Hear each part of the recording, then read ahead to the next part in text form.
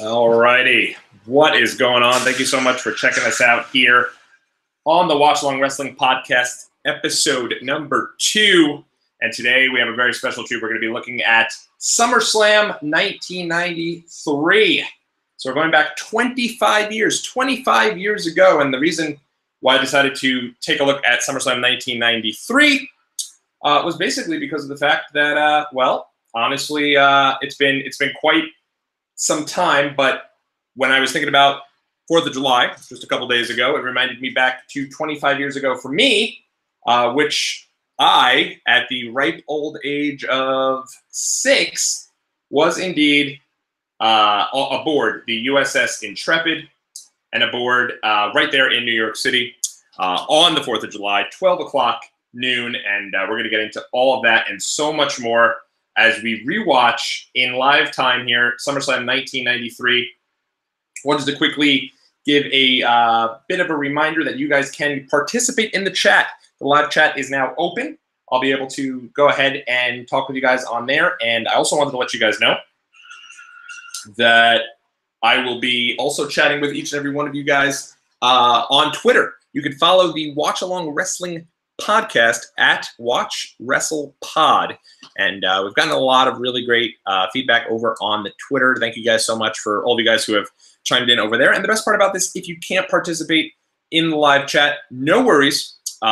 You'll be available. The podcast, rather, will be available right on the same YouTube page, basically right afterwards. I think if you hit refresh at about 12:30 tonight, you will AM Eastern time, rather, in the United States. You'll be able to check us out over there and have some fun doing so. So you'll be able to join us there. You'll notice we are not available yet wherever podcasts can be found. Hopefully within the next week or so. It was insane. Basically, at the conclusion of last week's show, which was right before the 4th of July, last Tuesday, which we looked at and rewatched King of the Ring 1998, which if you have not done so, check it out. I think it was a lot of fun. It was a lot of fun to go back there and watch the King of the Ring 1998, where Mick Foley obviously goes off the top of the Hell in a Cell and lands in infamy, if you will. So right after that, sick as a dog all week. But thankfully, I'm back here with each and every one of you guys here. If you do hear a fan in the background, I do apologize. Hopefully, this mic is Xing out the fan noise and kind of getting rid of that fan noise. But we still don't have any AC, so I'm rocking the Shizorts today. Also rocking the British Strong Style shirt. If you guys just got done watching NXT, Mustache Mountain, and Shock the System, Undisputed Era, tore the house down. Those guys, I could watch them wrestle all day. They're phenomenal. And I'm now on the countdown to Progress Wrestling here in New York City on August 7th. So I'm pretty excited about that. But we are not here to talk about Progress Wrestling, though, I can do so all day. Instead, rather, we're here to talk about the King of the Ring 1993, the rise of Lex Luger, and a really important show for fans of WWE because it's the first post-Hogan show for World Wrestling Entertainment. If you think about it, Hogan, even though he's not there in terms of like that, we're a Rumble 93, he's back in terms of WrestleMania 9 and then King of the Ring 1993. But after King of the Ring 1993, Hulk Hogan is gone, and he is not to be seen again until No Way Out 2002. And now, his big return with the NWO going against The Rock at WrestleMania 18. So it's crazy, and it's an interesting time for WWE. Obviously, they just got done with all the steroid stuff, or in the crux of the steroid stuff, rather. And they even...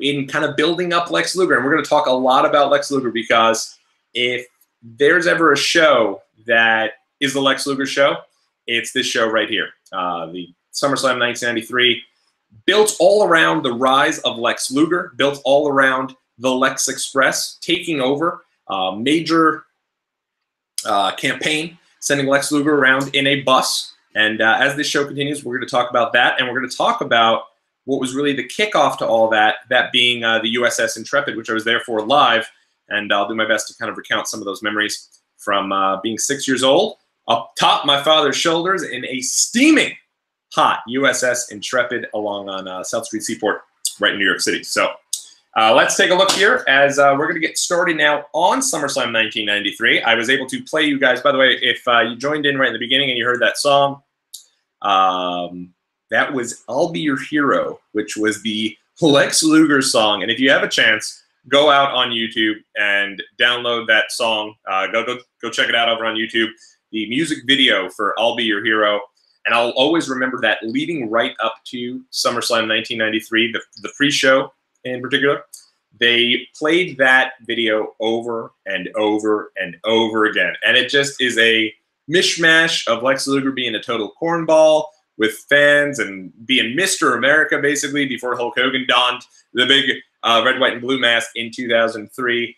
10 years prior, Lex Luger was, in fact, Mr. America. But we're going to get into a whole bunch of stuff. This is a really interesting show, not only for the rise of Lex Luger, but where Bret Hart ends up. When we get to Bret Hart's match, we're going to talk a whole bunch about where he's kind of at here in 1993.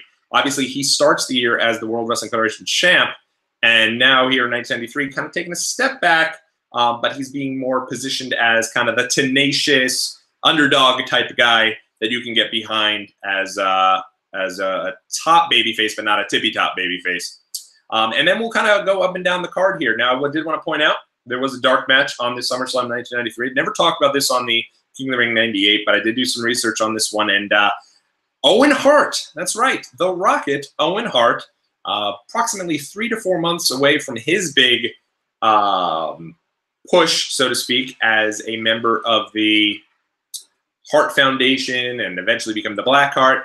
And before that, though, he obviously was a part of High Energy, the new foundation. On this show, he's in the dark match going one-on-one with, I believe it's Barry Horowitz, if I'm not mistaken, in a dark match. So Owen Hart went one-on-one with Barry Horowitz, and that was your dark match. Obviously, Owen gets the win there. But a big show for the Harts. Let's get into it. The Palace of Auburn Hills, the final stop on the Lex Express campaign bus tour, America the Beautiful. Let's go. And I'm already past, by the way, the little entrance, the little when it comes up with the TV 14, and you got to do that whole thing. So I'll give you guys a minute or two to kind of go in and check on all that. And then when we're all set, I will let you guys know. I'll count you down. So I'm going to give you guys approximately 30 seconds to go ahead and take a look at that. And we'll kind of take it from there. And yes, Owen Hart, I did just check that because I wouldn't have wanted to give you wrong news if, God forbid, Owen Hart was taking on the Brooklyn Brawler as opposed to Barry Horowitz, but he was, in fact, taking on Barry Horowitz. And it's unfortunate that match didn't make the main show. But boy, how times have changed when that's your dark match, and this Sunday at Extreme Rules, you're getting the New Day, who's probably a top 3, top 5 act on SmackDown, taking on Sanity, who's being built up as a major, at least a major heel faction, so to speak, on SmackDown. And you're getting that in a tables match, and that only is on the pre-show. Kind of gives you an idea as to how stacked the roster is right now. And yet we all kind of take it for granted a bit. So, all right, so here we go. Lex Express making its way to the Palace of Auburn Hills, and we're going to count it down in 5, 4, 3, 2, and play. So I want to just start out by mentioning how great it is that WWE spared no expense in an attempt to get Lex Luger over. They gave him a freaking bus. And the idea behind this bus was that he was going to be traveling around the Lex Luger Call to Action tour, so to speak. And there he is, making his way into the SummerSlam building. And hang on. One of the final times for the old SummerSlam classic music there to start off, and Vince McMahon is in rare form. But you can kind of think about the fact that they sent Lex Luger around on this bus, and the idea behind this was that Lex was going to be traveling city to city in a call for action, meeting the fans, giving everyone a handshake, giving everyone a hug, glad-handing with fans, signing autographs. And the idea behind this was that he was actually going to be living on this bus. So he was pulled off television completely, except for 1 or 2 Raws, just doing things like the contract signing and everything to that extent, but he was pulled off the road, put into this bus, and doing his thing. Bobby Heenan in a classic Bobby Heenan suit. Vince McMahon, the full tux, the red bow tie there. And as per usual, we had the same issue last week where we were having a bit of an issue, and hopefully that does not happen again this time, where we lost service there for a minute. Get the beverage cracked open here. You'll notice today I'm full of energy. I'm full of beans. I've been sleeping for like 48 hours straight, so I am ready to rock and roll throughout this Summerslam '93. There at any time for anything here in terms of coffee or anything. We got the Cider Boys today, gluten-free strawberry cider boys. Checking them out. It's pretty good. So not only is this a transition show in that WWE is transitioning away from Hulk Hogan, but this show here, you heard, if you go back and you watch the beginning, they talk about Lex Luger kind of doing a little bit of a recap about Lex Luger's call to action. The voice there is Mean Gene Okerlund, and this is one of, if not his final show with the company. And you'll see there a very, very young referee, Jimmy Corderas, who lasted with the company for like 15, 20 years, and up until very recently might still be on the post-wrestling site. But here's Main Dollar Man Ted DiBiase. One of his final matches with WWE. He's off the road here, and talks about in his book how was off the road due to some issues he was having in his marriage. And there's good old Razor Ramon, Scott Hall, recently turned babyface Scott Hall. At this point in time, if you remember back to the King of the Ring 1993, he is in a major feud with the 1-2-3 Kid. And the 1-2-3 Kid is obviously X-Pac. Check out X-Pac 1-2-3-60, one of my favorite podcasts out there right now. And the 1-2-3 Kid is doing his thing. He just defeats Razor Ramon. He's like basically a nobody. And in doing this, he's now making a bit of a name for himself at Razor Ramon's expense. And Razor Ramon turns around and says, hey, you know, no one's going to get one over on me. Offers to pay the kid $10,000 for a rematch so he can kind of get a bit of a rematch in terms of kind of where everything's at. And in doing so, he ends up, the 1-2-3 Kid, rather, steals Razor Ramon's money, runs out the door with it, and away we go. So from there, now Scott Hall is basically, Razor Ramon's been made to look like a fool twice by the 1-2-3 Kid. And Ted DiBiase, Erwin R. Shyster, Money Inc. decide to make fun of Razor Ramon and start to call him out for losing his money and to basically for being a fool, paying the 1-2-3 Kid this much money to come back and face him. And in doing so, really turn Razor Ramon face. It's pretty much as simple as that. They start calling him out. Everyone hates Money Inc. Razor starts going against them, and away we go. Now, I remember watching this show as a kid, and I had this on video cassette, the big black, you know, SLP, was it? You'd put it to SLP so you could do 2 3-hour shows on one tape. And so I had SummerSlam 1993 with the pre-show, and then I had Survivor Series 1983 with the pre-show. And what I would always do is watch the first, like, 3 matches of this show. And if you watch this show, I mean, the crowd is, A, the crowd is hot, and B, you're starting to see that kind of that new generation kind of come up here with, you know, your Razor Ramones of the world, your Shawn Michaelses of the world, and your 1-2-3 Kids of the world, who eventually goes on to be X-Pac, obviously. You're starting to see that transition, and those guys get more of a focus. And so the crowd's really hot for that. And I always thought the first 3 matches of this show are a lot of fun. It's Razor Ramon, it's Ted DiBiase, and it's then it's Steiner Brothers Heavenly Bodies. We're going to get into Heavenly Bodies because they're a story in its own right. And then obviously 1-2-3 Kid versus IRS, the father of Bray Wyatt and Bo Dallas. So when we get to that match, we'll see if we see any similarities between the two. And Ted here is having also all sorts of injuries. He's been on the road. He's been a top heel for a really long period of time. Considering the fact that Ted DiBiase is in the first match here against Razor Ramon, who's a brand new babyface, who's a guy that people are starting to really get behind, and yet they're jerking the curtain, so to speak. They're your opener. But I always feel like the opener is one of, if not the most important match of the show. I'll never forget my first WrestleMania I've ever been to live. WrestleMania 27, and Edge defending the title against Alberto Del Rio in the opening match. So just because you're in the opener doesn't necessarily mean anything. I'm going to get some of the notes ready for a little bit later on here. We have I have a complete list of all of the different athletes that had taken part in the USS Intrepid. We're going to talk about that around in the middle of the show to kind of get you amped, so to speak, for your main event, Lex Luger and Yokozuna.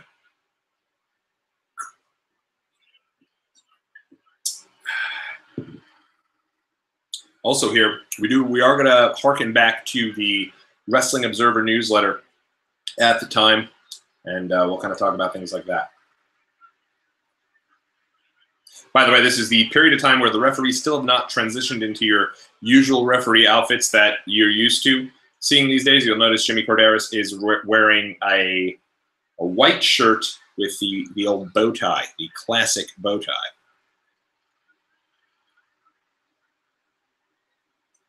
Money Inc., by the way, was just coming off of a pretty extensive run with the tag titles that they had just lost to the Steiner brothers.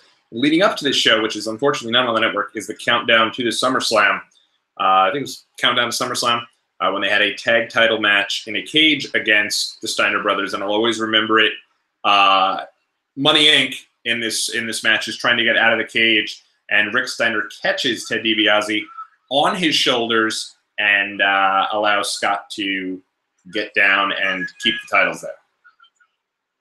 And if you hear Vince McMahon is in full Vince McMahon mode, 1, 2, Arigato! He kicked out, and I love Vince as a color commentator. And you'll see a little bit later on, by the way, when we start to continue to watch this show, some of the random names that start coming up. At the time, WWE just launched WWF Mania. So Todd Pettengill, I'm not sure if he'll be on this show, but he starts to really have more of a role here with WWE. And in doing so is also a disc jockey with Scott and Todd in the morning, 95.5 WPLJ. Here in New York, and actually is still doing that show. I don't think Scott Shannon's there anymore, but I think he is now doing that show all throughout. And Todd, at the time, WWF Mania is what I grew up on. I thought it was the coolest show. I thought Todd Pettengill was about as cool as you can possibly get, and I was a big fan. So check out, you'll notice Todd there in some of his early carnations beginning his 5-year run with WWE. Also, what you'll notice is Macho Man Randy Savage, conspicuous by his absence. I don't think he's on this card at all. He's still in WWE, but at this point, he is in big-time transition period. Again, it's back to that transition part of the company. Now, Savage would be with the company for about another year, but at this point, he is your major ambassador for WWE. He's your kind of your mascot in a way, and I hate to downplay his role, but it's a bit of a mascot in a way. He's in every WWE Figures commercial, every Snap into a Slim Jim commercial. He's out there meeting and greeting kids. And when I get into talking about the USS Intrepid and my time on there, Savage is kind of doing different things. And he's not, unfortunately, not in this match and is really being transitioned more into that announcer-type role. But he's all over WWE programming. At the time, Monday Night Raw's announce crew was Vince McMahon, Bobby the Brain Heenan, and the Macho Man Randy Savage. And one of the things about Savage that I thought was great is he's just always Macho Man Randy Savage. He's always just full of energy, and I thought like he was a really, really good color commentator. Obviously, though, just didn't want to be a color commentator yet. He wasn't. He felt he had a lot left in the tank, and in doing so, wanted to kind of transition into a role kind of behind the scenes and a role back in the ring, rather, and that's one of the reasons, I'm sure, that coupled with a whole boatload of cash that he went over to WCW. So we'll see there. And again, almost the exact same time that we had an issue the last time. Something's going on here with my Wi-Fi that when I try to stream the WWE Network, I'm having some issues. Hopefully this will recover, and it does. But about 10 minutes in last time, too, there was some issues. So I'm hoping that it's not continue to be a problem for us here moving forward, because no one wants that. That's not fun.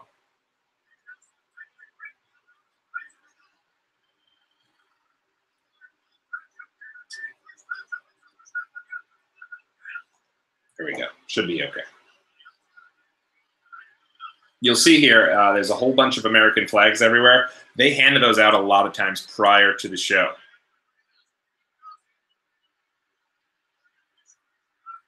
You'll also notice in the back the IcoPro banner dangling from the rafters. IcoPro is a supplement WWE was bringing out at the time, considering the fact that they're, you know, right in the midst of a steroid trial and craziness going on with that. But, you know, they brought out their own kind of protein powder, and this is the end of the match here. So I'll take a pause for the calls just to kind of see that.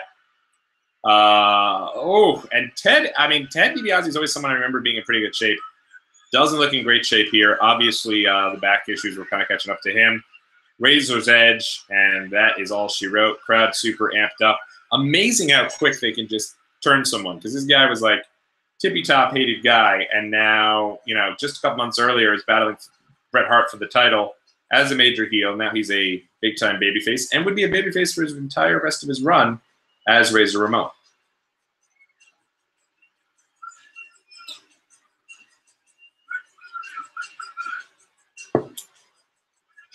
I always thought the Razor's Edge, while as a kid I thought it was the coolest move ever. But it really does take a while to set up for it. So yeah, so they were handing out all these different, you know, everything was about the, yeah, here comes Todd. This is always a good moment. This is the Steiner sister and Steiner mother. And it's always funny here if you listen to this interview, because the mother refers to Rick Steiner by his real name.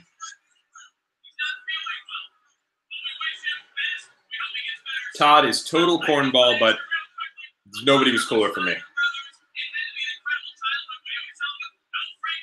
Pretty sure that's Blackjack Brown, the old I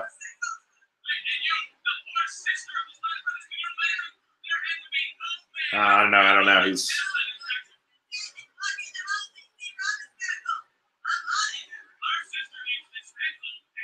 Robin Scott. So, all right. So Jim Cornette now. This is I'm gonna harken over here to the Wrestling Observer newsletter from August 2nd, 1993. As I always say, check out Dave Meltzer and Brian Alvarez. They have the best bang for your buck, in my opinion, in terms of a website, you know, subscription websites you can get for news. And I'm going to talk a lot about the Wrestling Observer newsletter. One of the things, though, that I should point out is that at the time, there wasn't like anything that promoted the Wrestling Observer newsletter. So as a kid, the only real news that we got was from the Slammer in the Daily News, the local New York newspaper here. It was a little blurb, probably like a little article, the Slammer, and one of the things that he would do is usually give you like kind of a bit of an inside scoop, and then he'd promote like a 900 line if you'd want more information, where you'd pay like $2 a minute, and then he'd usually spread it out for about 20 minutes before giving you some big news there, or at least a little piece of news. But if you're wondering who the Heavenly Bodies are, I also was wondering who the Heavenly Bodies were when I was a kid, because I wasn't really watching Raw live, and I had no clue about Smoky Mountain Wrestling. But as Dave Meltzer writes here, so hell froze over for the second time in less than 1 year as Jim Cornette and the Heavenly Bodies debuted for World Wrestling Federation at the Monday Night Raw tapings on July 25th in Alexandria Bay, New York. The Bodies, Tom Pritzker and Jimmy Del Rey, will be announced in upcoming weeks as the opponents for Rick and Scott Steiner in the WWE Tag Team title match at SummerSlam, which will be pushed for the first time in WWF recent history as an inter-federation matchup. Originally, the Steiners were supposed to be facing the Head Shrinkers on this show. However, that match was canceled due to a serious leg infection suffered by Fatu out of the ring that will keep him out of action indefinitely. So, Cornette and the Bodies were acknowledged by WWF announcers as being from Smoky Mountain Wrestling, called the hottest wrestling promotion in the South, which is Jim Cornette's promotion at the time.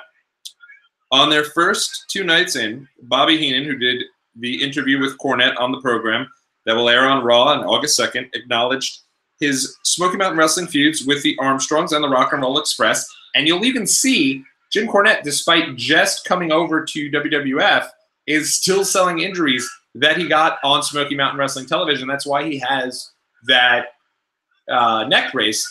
And as a kid, I had no clue why Jim Cornette was randomly showing up with a neck brace. I didn't know why he had a bad neck. Couldn't figure out for the life of me what was going on. But I'll continue there. It is believed that acknowledging his own promotion and taking off it on television and talking of it on television in a positive light was the key to getting Cornette to agree to come into the company.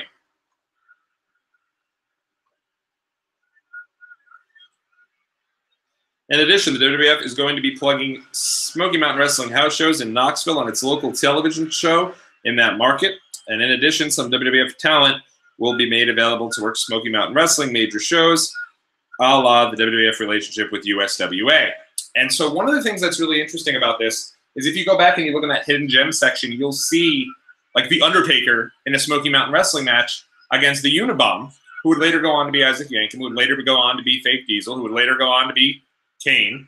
And years before that, before he was his brother, they had a match on Smoky Mountain Wrestling TV.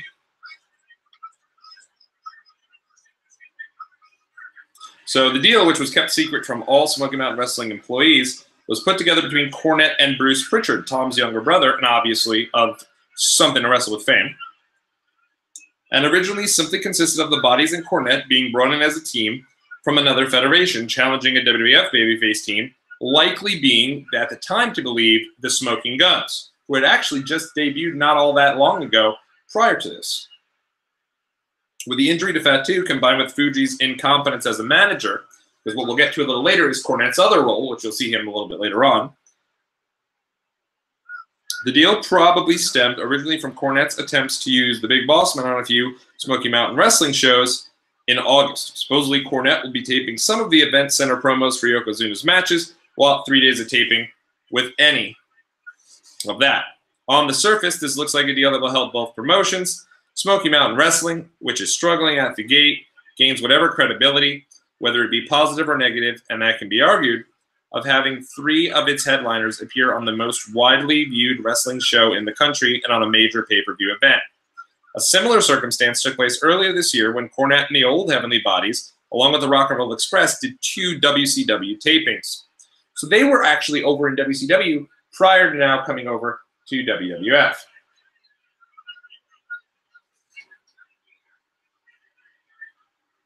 I'm going to pull up here on here a little bit more.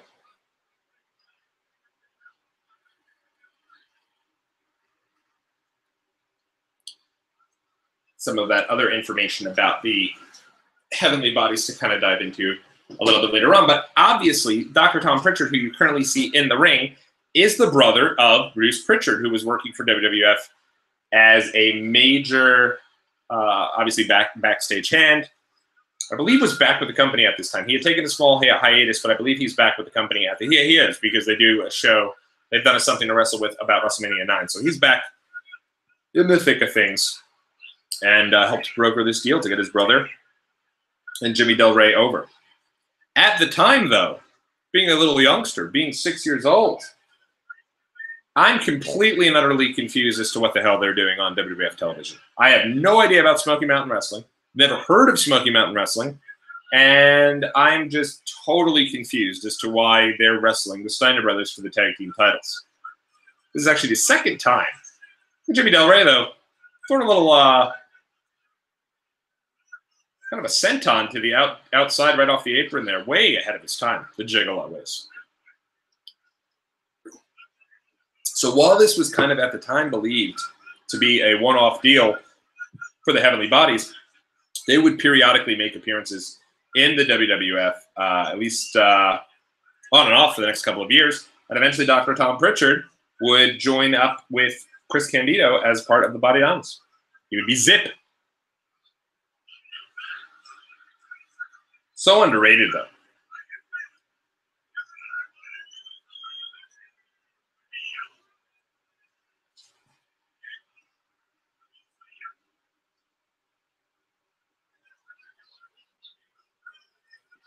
One of the main reasons why this was such a big deal is because at the time, WWF did not acknowledge the competition at all. You go back, you watch 19, and we're going to see actually, I'm almost positive, if memory serves correct, it's either right after this match or 2 matches down, you're going to see kind of how they acknowledge what happens when it's acknowledged. Because I'm almost positive they're going to show a little backstage vignette with the Undertaker taking the 900 hotline there.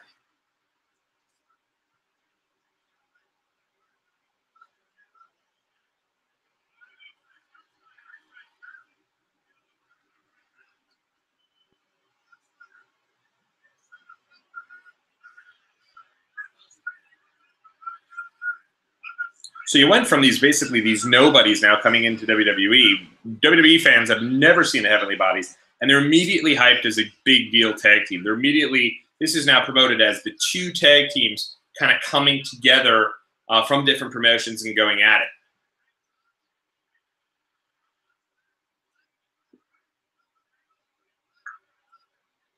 The Steiners basically took WWE by storm. They immediately came in, looked like they were just going to destroy people. But one thing I almost remember about this is that Scott was at the time like in his peak, like high flyer type Scott Steiner. And it's unbelievable. Look at Scott Steiner here in this match. And this is 1993. It's unreal to think just 4 or 5 years later, he's the big bad booty daddy and Big Papa Pump, and he's got arms the size of I don't even know what. Speaking of tag teams at the time, Men on a Mission were on their way to WWE at the time, and it just started to kind of air vignettes that they were coming, and so they're right there. And what's funny about that is always the famous story of Oscar getting a gig in the WWF by going into a elevator with Vince McMahon in Caesars, and obviously where they did WrestleMania 9, going into an elevator and immediately started rapping, and it's kind of how that whole thing came to be. So it's funny to see WrestleMania 9, and now we're getting over, and just a little bit before SummerSlam, they're doing their thing, and are now making their debut in.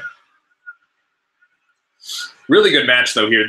This, looking back like now as a perspective of somebody who has watched years and years and years of wrestling, I actually even can really enjoy this match more. If you go back and you just watch this match, it's way ahead of its time, and really, really good action here. It's a shame that the Steiners really don't last all that much longer in WWE. By 1994, they're already out, so they are only in and out for about a year tops. Maybe a little longer than that, actually, but between 93 and 94, that's it. They're done. And it's a shame because they were, in my opinion, one of the few tag teams at this time that was being kind of brought up as a top team. They even main evented Survivor Series 1993 right before being kind of removed from there. Rick Steiner with a huge slam almost, but there's Cornette with the racket.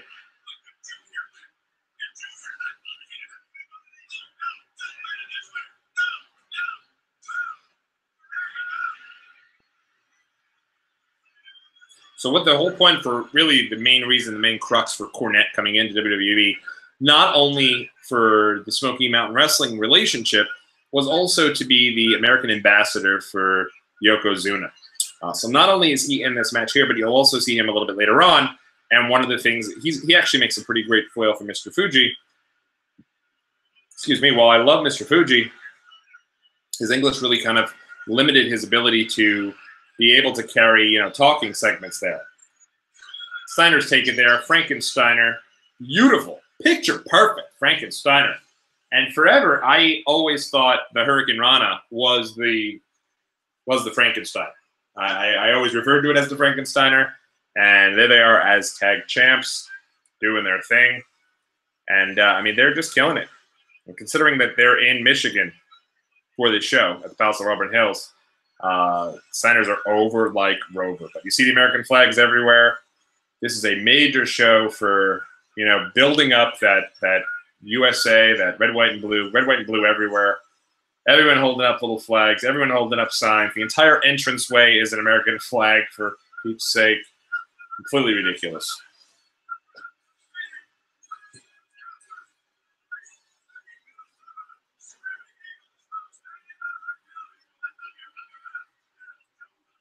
So Joe Fowler is in here.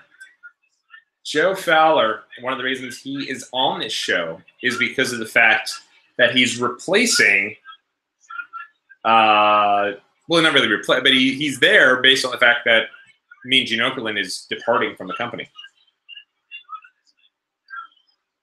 Boy, the Shawn Michaels and Diesel, Kevin Nash connection are building the mullets there between the two of them, huh? Team Mullet. And looking pretty damn cool. Business in the front, party in the back. Holler at your boy. So I'm going to pull out some of the Wrestling Observer newsletter when we get to this match here. And this is more of a big, great point that Dave Meltzer makes here. And again, you can sign up for the Wrestling Observer newsletter. I think it's like $10.99, $11.99, and get hundreds and hundreds of newsletters.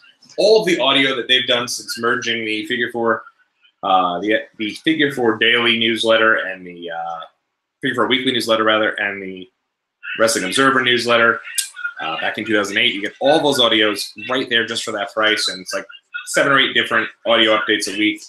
The best if you're looking for that wrestling news stuff, at least in my opinion.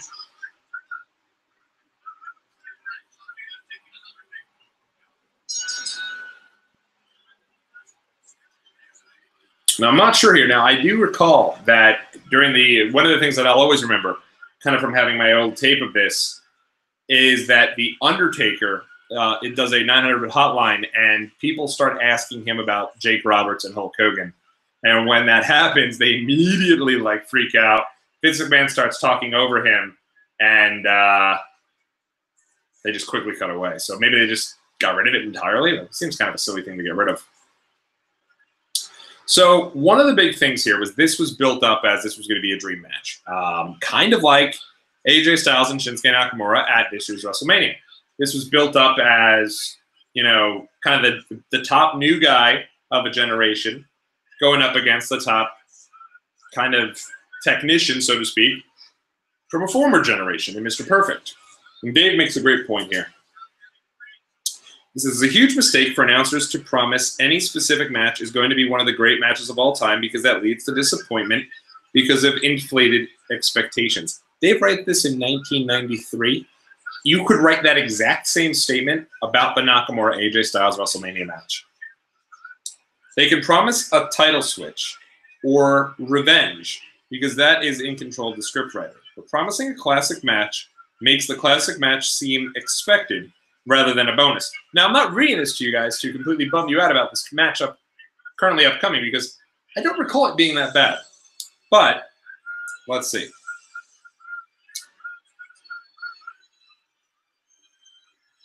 Not to, but by promising classic matches rather than a classic match that is makes the classic match expected rather than a bonus. Not to mention that no matter who is in the ring, you just can't snap your fingers and expect that they'll be at their best. Anyway, Michaels vs. Perfect was promised as a classic over and over and over again, and then didn't deliver at all.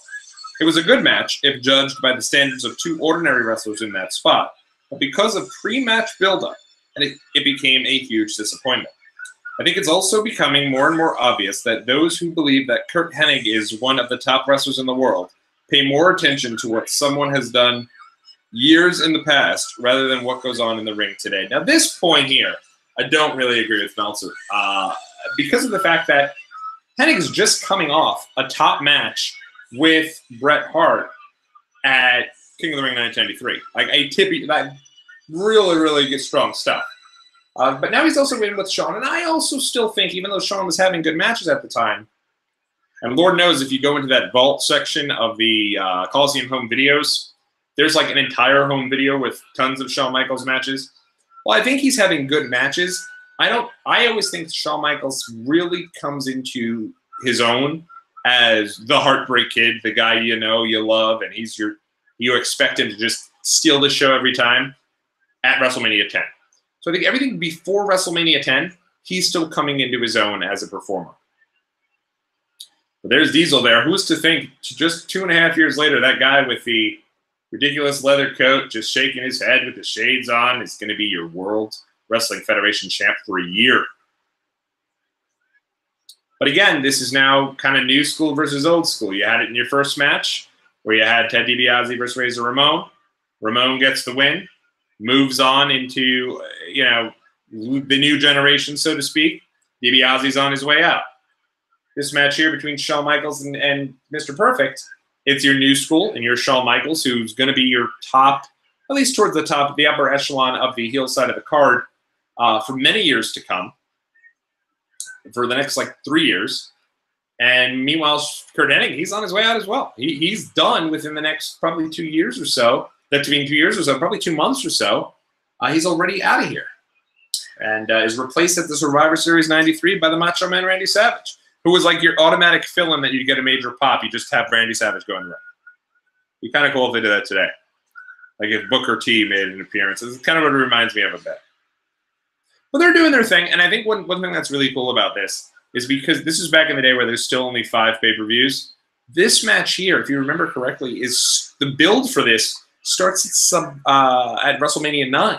So you've had now a solid 4 months of build. Stuff from WrestleMania now feels like it was forever ago. Can you imagine if something like a feud started at WrestleMania and now is all now being built up to SummerSlam? Doesn't, I mean, even if they get to Brock versus Roman, that's more of like a build for several years, as opposed to just, you know, you build at WrestleMania, you pay it off at SummerSlam, which I like.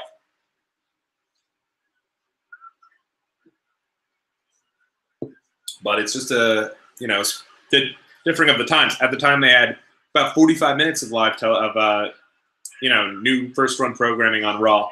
Now they have 3.5 hours, and then they have 2 hours for SmackDown.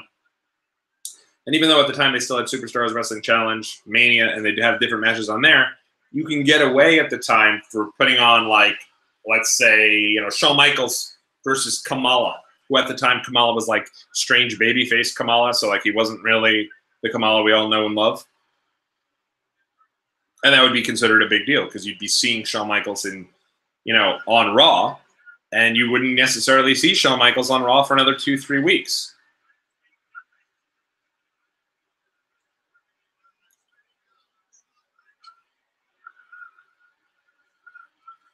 Oh, think that we're still live. Something popped up on the screen there, and I thought we were done, but we are still live. We're still good. Okay, we're gonna have to figure out some technical kinks, but Shawn and Curt Hennig doing their thing here, and we're still in the middle of this match here. But like Shawn, I mean, Shawn is just, maybe I was wrong. Maybe my many age thought, so to speak, of Shawn Michaels doing his. You know, the idea that Shawn Michaels, you know, became a great performer right after WrestleMania 10, it's not true because he is flipping and flying everywhere here and taking no prisoners.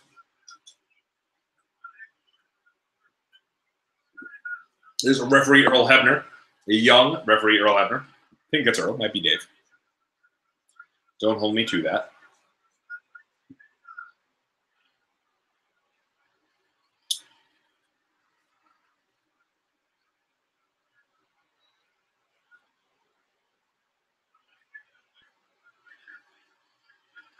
One of the things that is interesting to think about here, at Royal Rumble 1993, Shawn and Marty are, you know, Marty's back, they're doing their thing.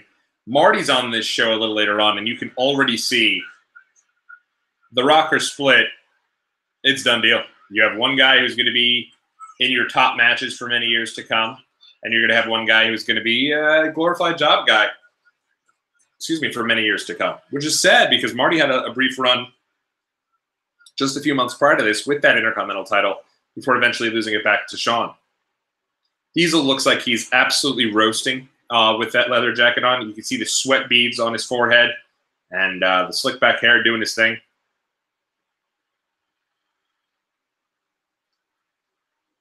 What's crazy about Mr. Perfect, too, is, you know, Mr. Perfect, he really does have a pretty good 1993. Even though he'd be gone towards the end of this year and not make his return until WrestleMania 10, he retires Ric Flair on this year. Earlier this year, he beats Ric Flair in a Lose Relief Town match and has Ric Flair go back to WCW. At the time, just leaving WWE.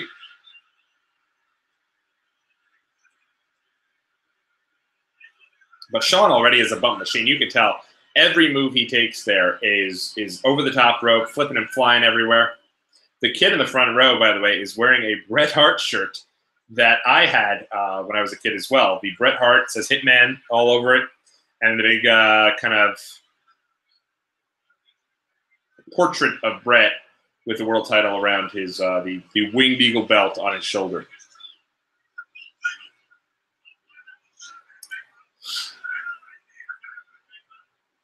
It's funny because at the time, Gorilla Monsoon, you expect that Bobby and Gorilla did all these shows together, but Gorilla had actually been transitioning into more of a WWF radio, if you remember that. WWF radio was something he did with Jim Ross, and you'll see that a little bit. I don't know if it's on this show, but definitely if you watch the Survivor Series 1993, which those two shows for me really do blend together. Something else in the Observer, when I was kind of going back and doing some research on some old Observers, one of the things that they did mention was at the time it seems like WCW was coming for both Okerlund and Bobby Heenan. However, Bobby Heenan supposedly at the last minute just didn't make the jump, felt a little bit of loyalty to WWF, didn't want to make that jump. But of course, just months later, he eventually would make the jump. So even though there's some Okerlund on this show, he's like doing WCW stuff for the Hotline and magazine all like boom, like right after this show, which is crazy. Again, it harkens back to kind of making that transition. And if you go and you continue to watch that throughout the year, by the time the Survivor Series 1983 comes around, half of these guys aren't on the show anymore. Unfortunately, though, there will be a match that may or may not be coming up right away where they go against this motif of trying to promote the new generation and change things up. But we'll get there when we get there.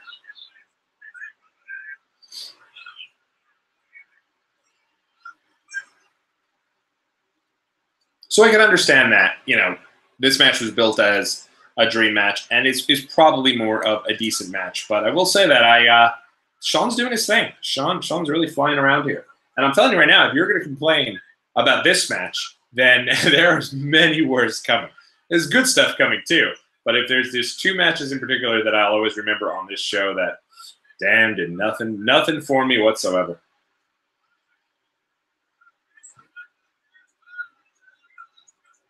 I always think that like Diesel here, he's now with the company, and he is in this exact role you see him now for like a year, which is just standing there, leather jacket, shades, not moving.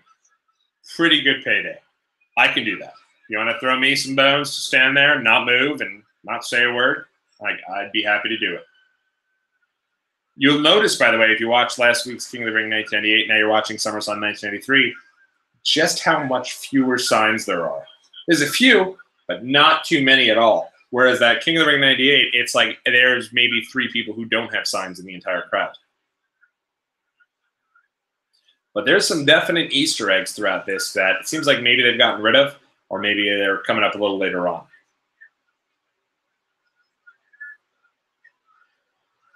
At the time, by the way, they were promoting I want to say the Hasbro Series 6, the Hulk Hogan with no shirt on, with the punch in his arm, And then they had the Virgil doing the exact same punch, and they had Macho Man Randy Savage in the full Macho Man garb with the hat. Excuse me, and he has the streamers, everything going on. So they're promoting that, and and on Raw they're showing that commercial endlessly with Macho Man kind of building that up. And the three big commercials they were revealing at the time, almost every commercial was promotional consideration paid for by the following. You had that one. You had the Macho Man doing Snap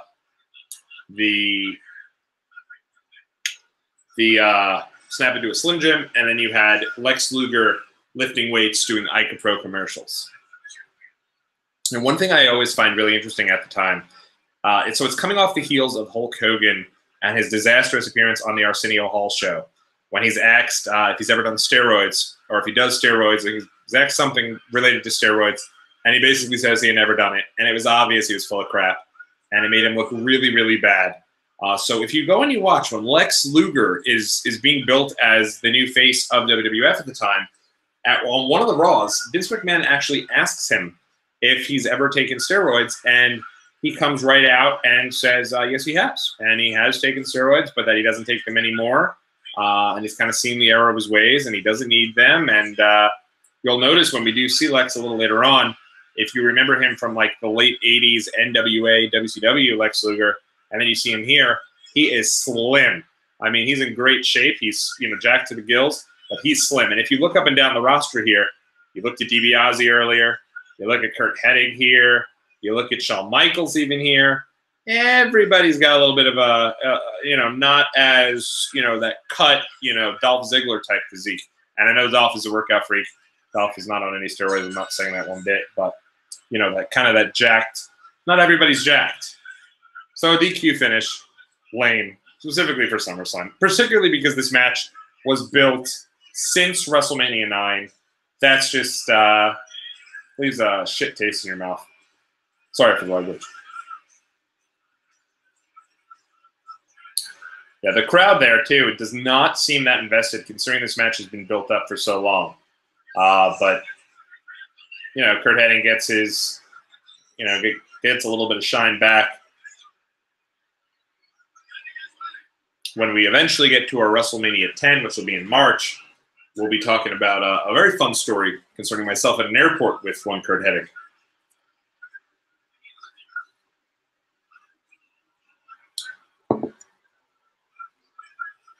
Look how young he looks so much. Kevin Nash does.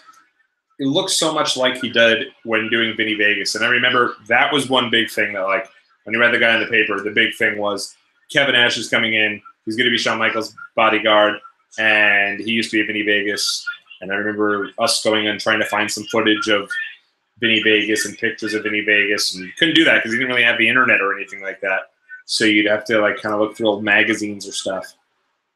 The After Mags, or, you know, your WWF magazine.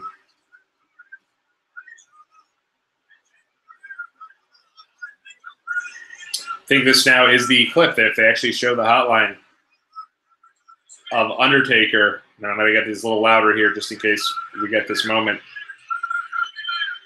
Kurt's running like I usually run, which is, yes.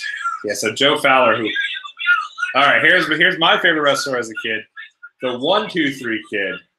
The reason why I like the 1-2-3 Kid so much is because he is, I mean, look at him. He looks about 12 years old. It's insane to think that this is X-Pac. Look how young he is here. My gosh. A legit 21? I think he just turned 21 in 93. May only be 20s. One of the big funnier things, kind of to go back and look, specifically if you know how much Vince McMahon doesn't like the use of the word belt and much prefers championship or champions. When X-Pac, their 1-2-3 Kid, after he has his big win over Razor Ramon, he then goes back to Japan, and they call him to ask how things are going while he's in Japan. And Vince McMahon asks, you know, how is the fans in Japan reacting to Yokozuna? And he says, oh, that's right. Yoko's won the belt, huh?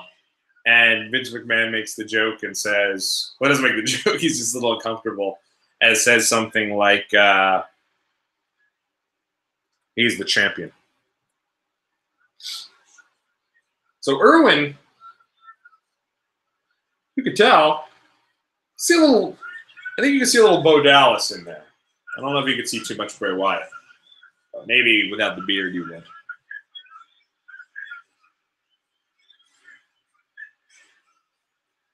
Man, he is about as white meat babyface as you can possibly be. But at the time, that was, I mean, I'm thinking he's not much older than me. I am at the time 6 years old. I'm looking at 1-2-3 Kid, and I'm like, he's probably about 13. You know, especially because they're really building him up as a kid. Of course, at the time, he's already getting a big following kind of on the independent scene as the Lightning Kid.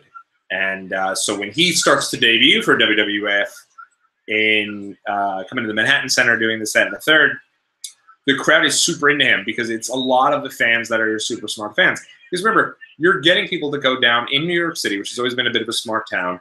You're getting them to go down on a Monday night for taping of a show of a wrestling show, which at the time was not what people were really used to. You were more used to your Friday night show, your Saturday night show, your Sunday matinee. To get people to come down to a taping on a Monday night is tough. So you got like your real diehard fans. So when he used to come out and do jobs, people would start chanting Lightning Kid and going crazy. And I mean, his entire first year or so here is really him as that lovable underdog, doing his thing, getting people behind him. And he was a lot of fun. He was a lot of fun too, because at the time specifically, he was doing things that nobody else would do. He was, you know, moonsaulting off. Look at, by the way, talk about dapper. Look at Timmy White. Probably about 25, 30. Now he's a little older because I know he used to travel with Andre. So he's probably in his 30s or 40s, but he looks great. But yeah, I mean, even just a basic move like that, Irwin catching him and throwing him in the air, kid goes flying in the air.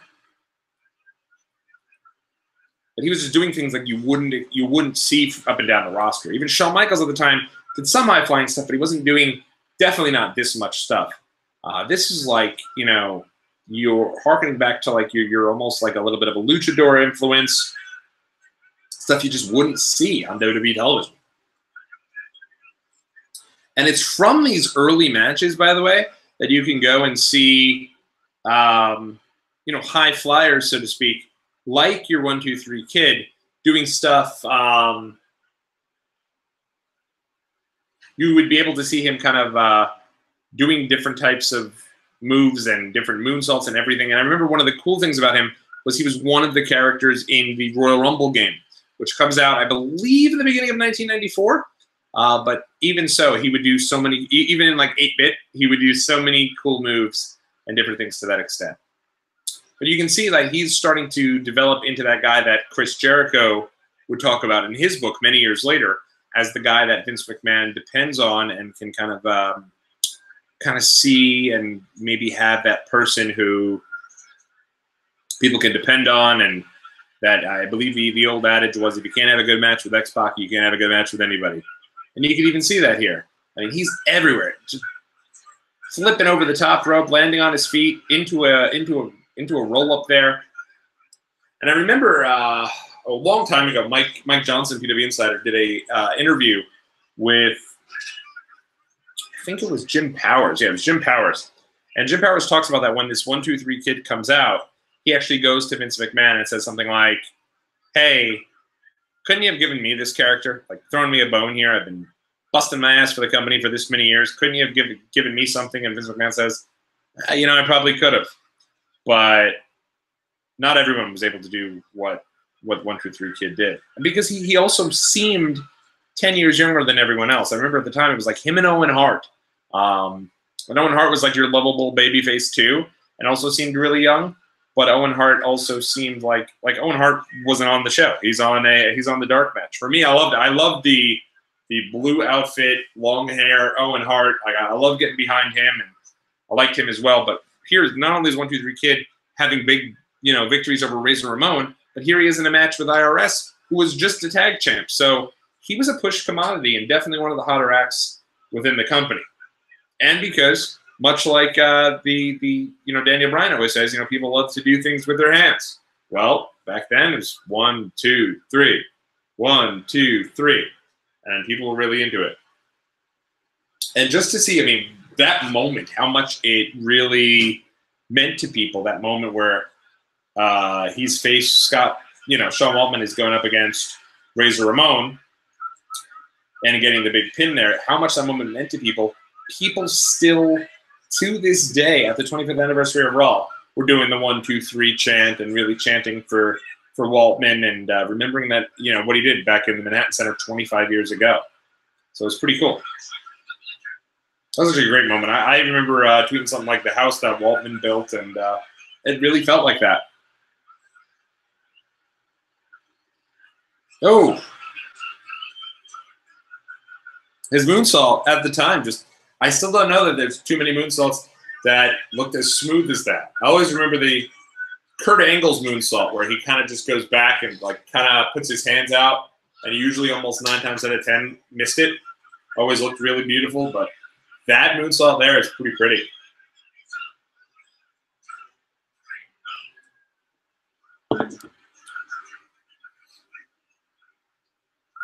To think we're just 2 years away from this guy being like a part of the most kind of hated faction in WWE backstage, the Clique.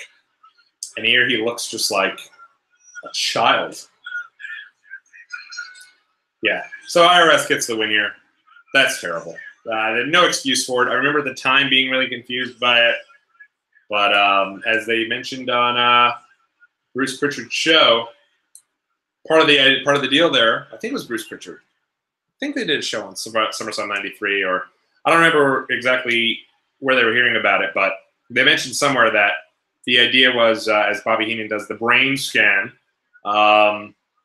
you know, Irwin was staying as a single, Ted DiBiase was leaving, so in order to establish Irwin R. Shyster, or IRS, as a single, they had to get him to get the win. But IRS is just always, you know, no offense to Mike Rotunda, I've always been a fan, but he did his role well, but hard to get pumped about IRS.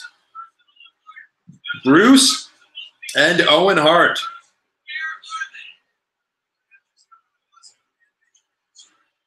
Can't really hear too much of Bruce there. It's a little low. But at the time, Jerry the King Lawler was really getting a ton of heat with what he was doing with Bret Hart and the Hart family. In particular, starting to really build a lot of heat against himself by making fun of the Hart parents, Stu and Helen.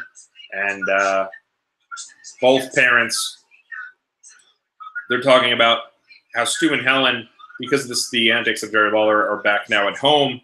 Prior to this, he's just literally torturing the Hart parents, and this has been built up for a while here. So the whole story and the way it goes is that the original build for this show was supposed to be Bret Hart defending the World Wrestling Federation Championship or going for the title against Hulk Hogan. And the way the story goes, the way Bret tells it in his book, is that basically at WrestleMania 9, Bret Hart goes in as the champ, and he is facing Yokozuna. And then obviously everyone knows Yokozuna wins the match. After the match, Hulk Hogan comes in to save the day. And in doing so, really kind of takes Bret Hart's thunder. Bret's the champ, and it's, you know, he seems like, you know, maybe they're going in a different direction, especially when they're trying to go for a guy who's no longer on steroids and no longer looking like that big, jacked up, muscly guy. Bret's kind of that guy, and it seems like they're going to go with Bret as their top face. But while this happens, Hulk Hogan swoops back in. They give him the title, and the way the story goes is that Hogan goes over, thanks Bret for allowing him to do that, and says, "I'll be glad to put you over and give you back the belt whenever need be." And the thought process here is that that's supposed to happen at this show at SummerSlam, to the point that there's rumors that there was actually a kind of a photo shoot done between Bret and Hulk Hogan battling over the world title with the belt in the middle of them, and the two of them kind of standing there for like a poster. That never saw the light of day because it never happened, because Hogan instead lost the title at the King of the Ring '93 to Yokozuna, and that's when Bret Hart kind of realizes that he's not going to get his title match against Hulk Hogan. So at that King of the Ring show backstage, Bret's livid, confronts Hogan about it, and says, like right before he goes out for his last match with Bam Bam, he basically sees Hulk Hogan, you know, tells him to go fuck himself, and you know, no way to kind of bleep that out. He basically tells him to go fuck himself, and Hogan's trying to calm him down, explaining it's not only him who wanted this the way that it was, but Bret is convinced that, you know, Vince has his back, and Vince is telling him that Hogan doesn't want to do the job. Hogan's telling him that Vince is the reason why Hogan is not going to face him at SummerSlam. Probably somewhere in between. But instead, Bret has one of the best nights of all time for WWE. At the King of the Ring 1993, he goes off one-on-one against Razor Ramon to start the show. Him and Mr. Perfect have a classic in the middle of the show. And then he has an underrated match against Bam Bam in the finals of the King of the Ring tournament. And when that happens, wins the King of the Ring. He's the first ever WWE King of the Ring. Quotations on that, because there were a few prior to King of the Ring getting its own pay-per-view. But when this happens here, and I'll see if we can get, you guys can hear a little Lawler here. I'll try to put this a little closer because this is classic Jerry Lawler.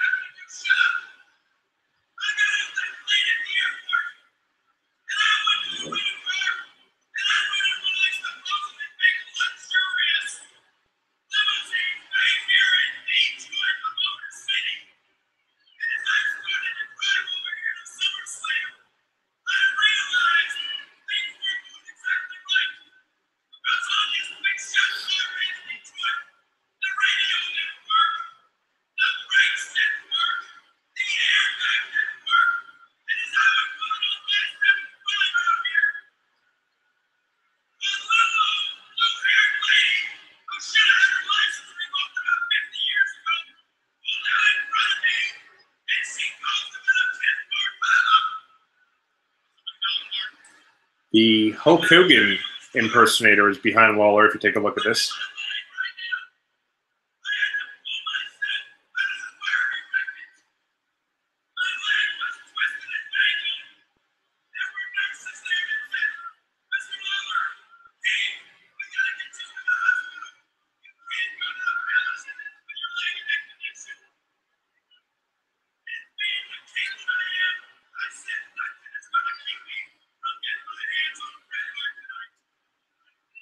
It's the same, I believe it's the same Hogan impersonator, the guy with the Dairy Queen sign, who's at the King of the Ring in 1993.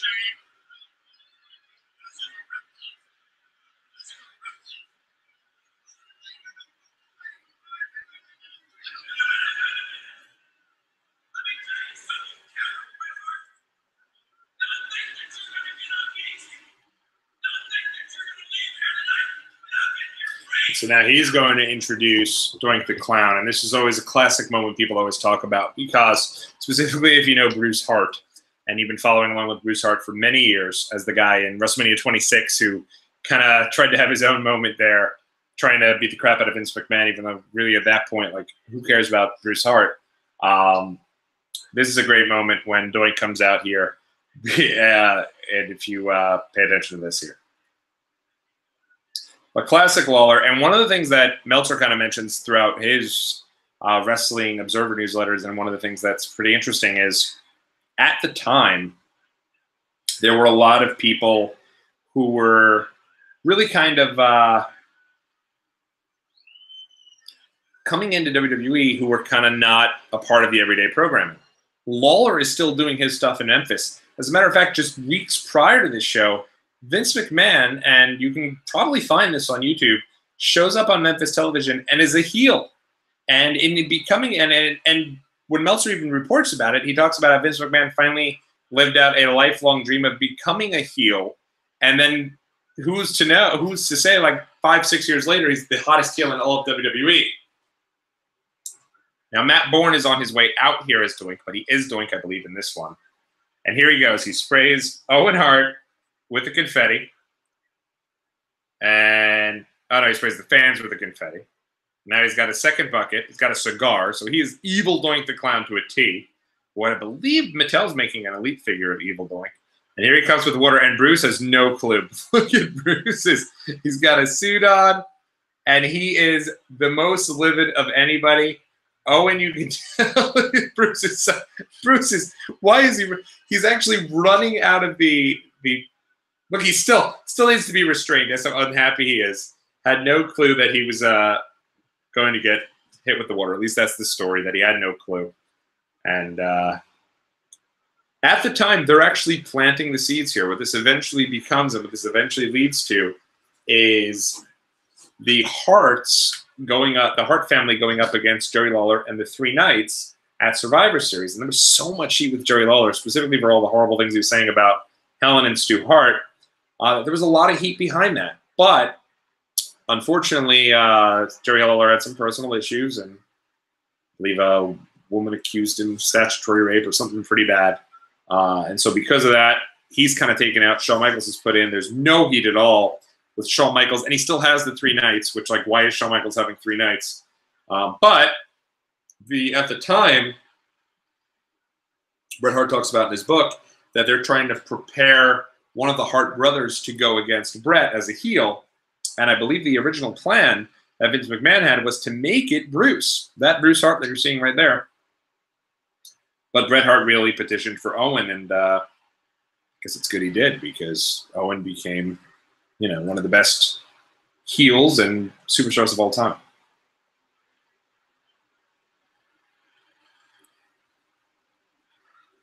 But Bret Hart, you can tell, he is the workhorse here, and they always build it up too. Even when they were doing like the previews, trying to get people to rebuy the King of the Ring 1993, they kept saying, "Witness the pageantry, witness the heartbreak of Hulkamania dying, and witness one of the most tenacious performers of all time in Bret Hart, the most tenacious superstar, and one of the greatest performances ever, going up against three superstars." But it is funny when you think about, this is 25 years ago, SummerSlam, and Meltzer's talking about how they're bringing in part-timers and kind of people who don't belong necessarily in the company. They did it with Heavenly Bodies. They did it with Jim Cornette, and we're depending on those guys. They did it with Jerry the King Lawler. Now, I just spoke with someone today about SummerSlam, because I'm going to SummerSlam, and first time I have tickets for a New York SummerSlam in quite some time, and immediately one of the first things people say is, who's Brock Lesnar facing? What about Triple H? Is he fighting? What about Kurt Angle? Is he fighting? Is Rey Mysterio back? Everybody's so interested in these additional pieces that kind of build up and make these shows feel like a bigger deal. And you had a few of those with SummerSlam. I'll kind of harken back to the Wrestling Observer newsletter here.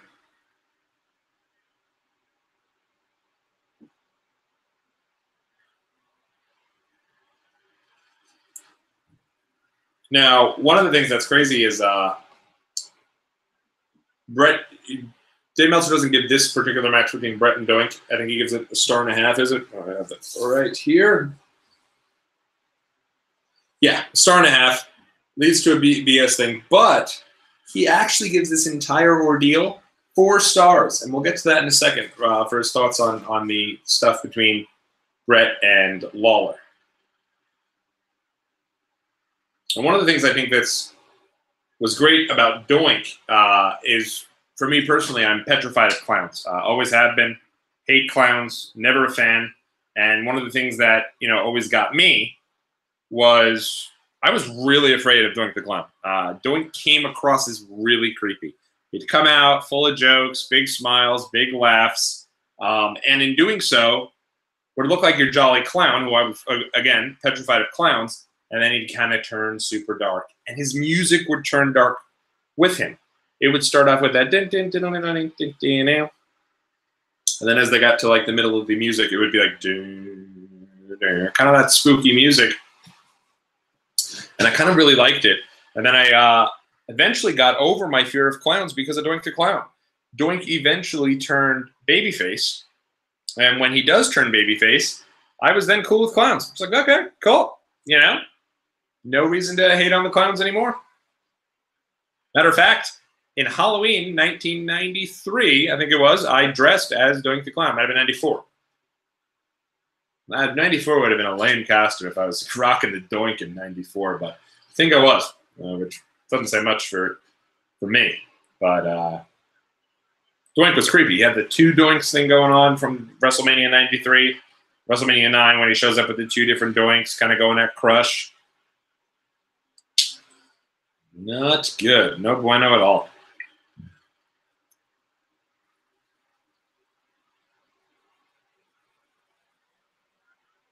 When Jerry Lawler actually attacks Bret Hart at the end of King of the Ring 93 and eventually, cheap shots him, and that's really kind of what starts this whole ordeal, is Bret Hart wins King of the Ring. He's standing there. He's cheering. He's super stoked. He's, got the cape on, which they just made the ringside elite figure for. I'll definitely be picking up that elite with the cape and the big crown. And then Lawler attacks him, and Lawler hits him with like a crutch and just beats, I think Scepter actually, beats the piss out of Bret. And King of the Ring 93 ends with a heel remaining victorious and arms in the air, and you leave the show with a super hot angle of Jerry Lawler just laid out Bret Hart, and what's going to happen now? And they build up to the idea that eventually now Bret is going to go against Lawler. And obviously Bret wanted to go against Hulk Hogan, but Lawler made this a big deal. This right here, at least to me, is the second biggest thing on the show. Some people will argue Taker and Giant Gonzalez, but not me. For me, it's Bret and Lawler all the way. But think about Bret here. He's dependent on so much in the company. He goes from main eventing WrestleMania 9. He goes to wrestling 3 matches at King of the Ring 1993, and now is wrestling 2 matches at SummerSlam 1993. And he would do this stuff periodically. I remember 1995, he wrestled, I think, Hakushi and Jerry Lawler. They got so much out of this Lawler and Bret Hart deal, probably because they couldn't pay it off because of what ends up happening with Lawler in the Survivor Series. They eventually come back to it in 95 when Isaac Yankem is introduced and everything to that extent. Lawler, I believe, does get off 100%, by the way. Well, clearly, he didn't go to jail for it, so I'm guessing he got off. But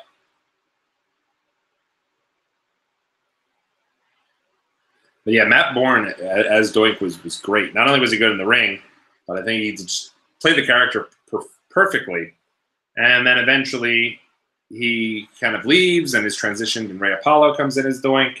And then eventually he comes in as, I think even Brooklyn Brawler Steve Lombardi won this Doink. Look at him dancing and acting just completely ridiculous.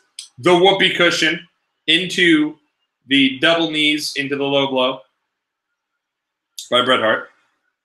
Whoopee cushion, another big favorite of mine in the Royal Rumble video game.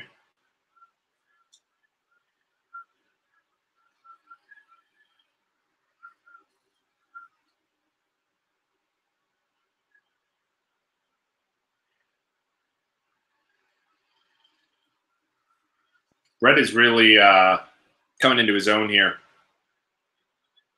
in terms of just having great matches with everybody. I know people will say about the 5 moves of doom, the Russian leg sweep, bounce on the second rope, big flying, forearm, turn into the sharpshooter, and your match is over. By the way, if you notice the referee here in this match, this is referee Bill Alfonso. And yes, it's the same Bill Alfonso, Fonzie, of ECW fame. Sharpshooter coming up. And now suddenly Jerry Lawler's healed. Whack! And he hits him so freaking hard with that crutch. And now Lawler's fine and ready to go. And Bruce is now climbing back in the ring. And I really do wonder if, like, all this stuff with Bruce was part of it. I'm assuming it was. But Owen looks like he's kind of climbing in the ring, but knows his role here. Bruce looks like he's flying into the ring.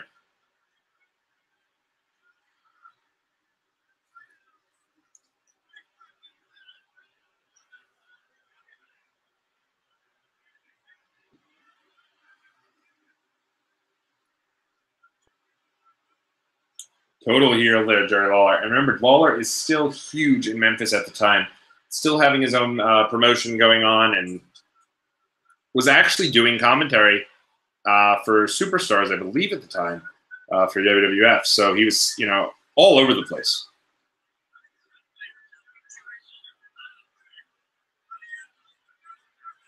And here comes, right on cue, President Jack Tunney. See, back in the day, there wasn't heel authority figures. We didn't really have them. We didn't have babyface or heel authority figures. We had President Jack Tunney, and he would rule over all of the decisions that needed a little bit of needed someone to come in and make a ruling.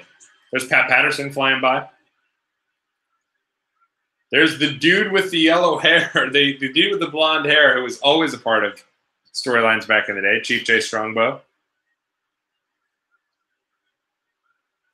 The Hebners, the referees, everyone. Bret Hart's going crazy. I believe that's Blackjack Lanza, is it? Man, for the life of me, I always wondered who that guy was. He was always around too. He was always the guy. Is that J.J. Dillon? Okay. So yeah, so Jack Tunney wouldn't be around all the time to the point that he was nauseating, but he would be around just enough to really, you know, lay down the law when need be. And he did this, and now he starts up the match again between Lawler and Bret. But he would come in and he'd rule on things like that. You knew shit was going down when Jack Tunney would get involved. He made the ruling in 1991 Survivor Series.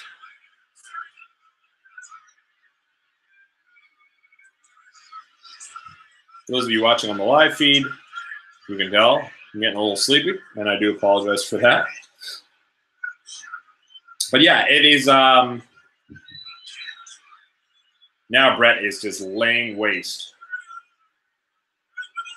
And here we go.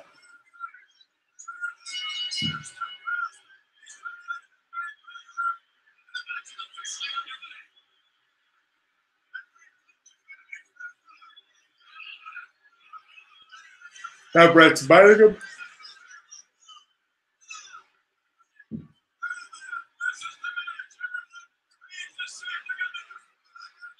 Now, it's funny because Vince obviously is the owner of the company. He's the guy making all these decisions. And here he is on commentary talking about a ripoff, talking about we didn't get what we paid to see. This is BS, blah, blah, blah.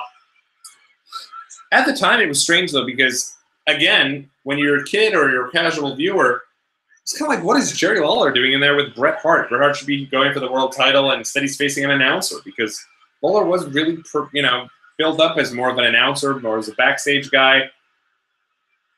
I remember him being in the Rumble in '93, but not having really that big of a role.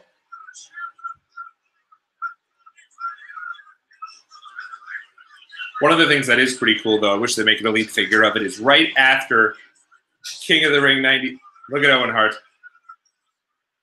And Owen is, it's unbelievable. This guy, less than a year from now, is like a top super heel, and he couldn't look more cookie cutter white meat babyface here. May he rest in peace.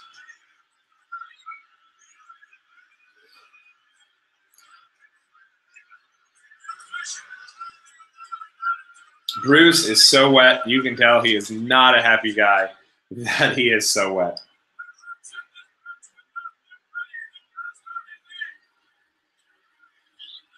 But Meltzer does give Bruce a lot of credit for how he acted during this match and just wanting to get in there so much. And despite not even being really a part of WWE at all, I don't even know that we've seen him as a part of WWE at all before this show.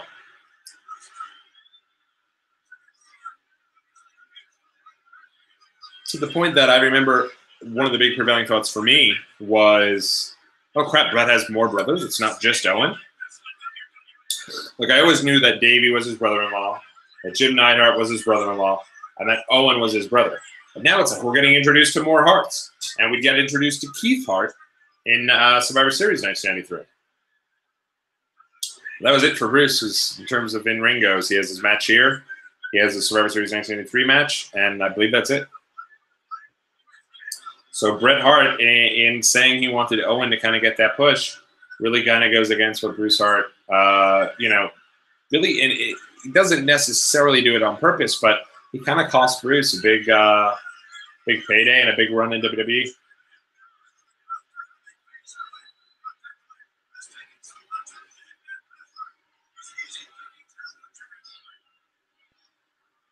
But Lawler did. He came across as just like your super douche heel, and couldn't help but just love to hate him, so to speak.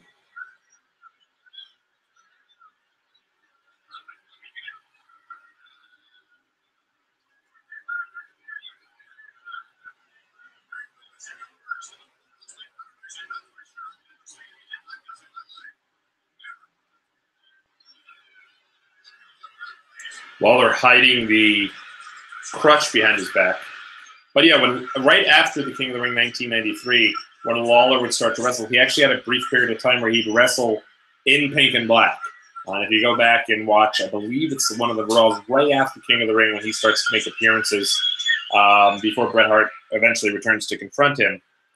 He eventually, and Bruce is like totally not, he's totally in the middle of the sidelines there outside of the ring.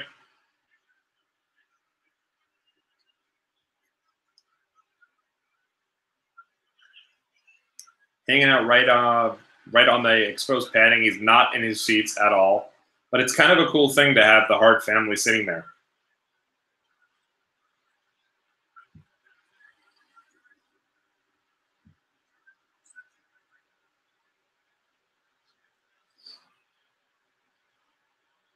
But it's cool because, I mean, even though Lawler was doing his Memphis thing, they never would bring it up on WWE television at all. So it really was that big of a deal that now they're bringing up so much with Smoky Mountain Wrestling.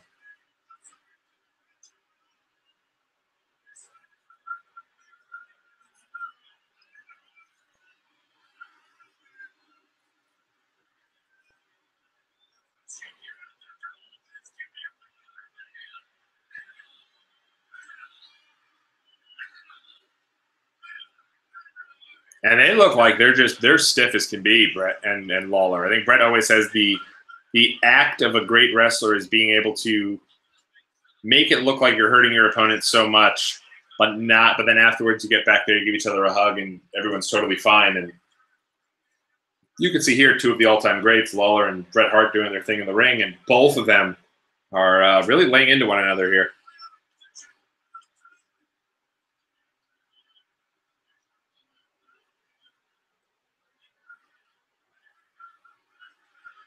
And you'll actually see here a receipt because the way the story goes, Lawler beat the piss out of Bret Hart during King of the Ring, was really laying it in.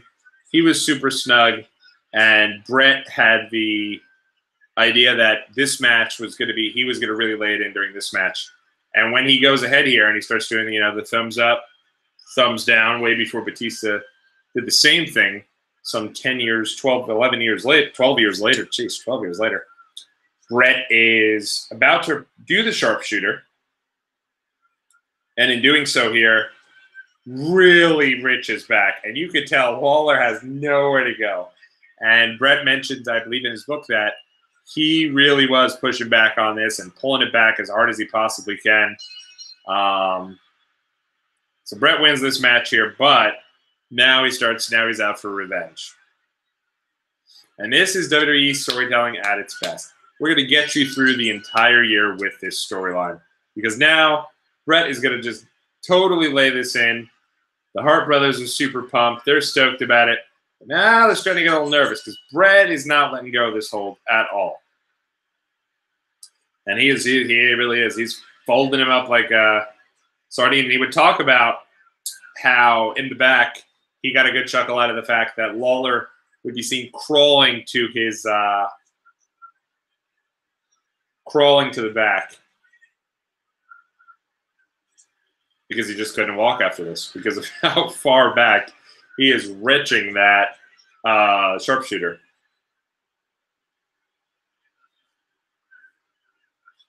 There's Danny Davis, if you remember him from way back. 1987, dangerous Danny Davis, still a referee 7 years later. I believe that's him. I think so. Tim White still works for the company, by the way. If you ever go to an autograph signing and you're an old school fan like myself, pay attention when you're done with the signing. Hanging out on the side is probably Tim White. So the Hart brothers here are still trying to encourage Bret to do his thing and to not release, to releasing the hold, not releasing the hold rather. Bret is pulling back, giving Lawler his receipt. He's had the hold on now for like 50 seconds or so.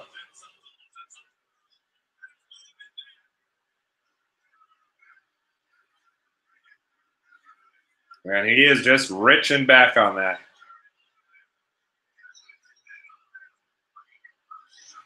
Yeah, and I think that is, by the way, the guy there next to Owen seems to be taking photos. I think that is Wild Bill Brown or something like that. I think he was the guy who partnered with the Slammer that you can call up and pay like $1.99 a minute, and you'd get like a audio hotline, an audio update about something, and like it would say like, for more information and finding out which former WWE champion is on his way back to the company, call the hotline for $1.99 a minute. And he'd call, and it would be like 5 minutes of nonsense. Then it would finally be like, let's get through some results. And give you 5 minutes of that, and then finally reveal after about 20 minutes and $40 later that Luna Vachon was coming back to the WWE. This day and age, it just doesn't happen that way. There is no one's paying $1.99 per minute.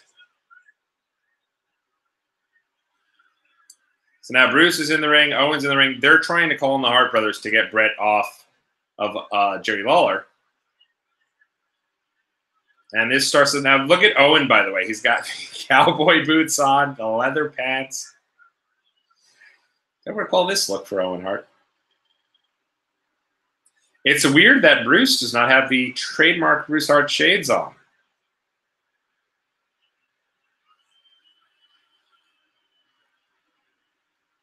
I remember at the time it was one of these deals where, so of course, again, the struggle, and you'll hear this mentioned throughout at least some of these earlier shows.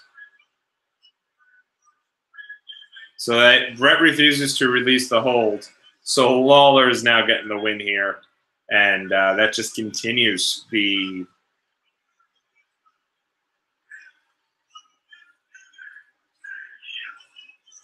That's right. So the idea here is that this match was for the King of the Ring. I didn't even get into all that in talking about all the personal stuff because it didn't really need to be for the King of the Ring. But it added insult to injury that Jerry Lawler, not only now he wins, which, by the way, you can see Jerry Lawler looks like he really can't get up. Bret now has lost his official king, and Bret is going to go wild here.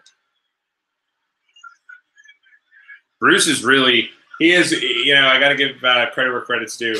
When I was first reading The Observer about this, I heard Meltzer talking about how great Bruce was. I was like, Bruce Hart just never had, he's always kind of left a bad taste in my mouth from his appearance at WrestleMania 26, where he just joins in on the beatdown of Vince McMahon. Like anybody was waiting for Bruce Hart to get revenge on Vince McMahon. But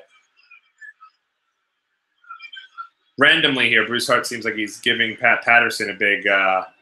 And Bruce just leaps off the apron at Jerry Lawler. And everybody's trying to hold Bruce back. Wow, this is great. Now Owen's in there, but Owen's a little while away from... That's a very young Jack Doan helping Lawler get to the back. And as he's wheeling him away, Lawler with the finger in the air, he got the last laugh after all. Very cool. And this is one of the really great storylines, specifically of this year. I think it might be the best storyline of this year.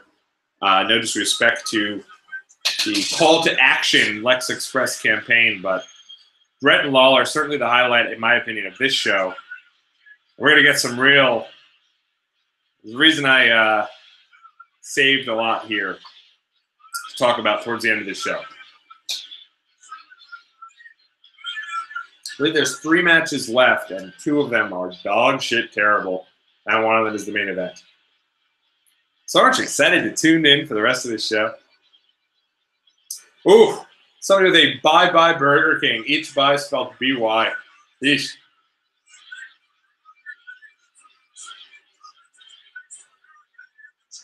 Oh, here you go.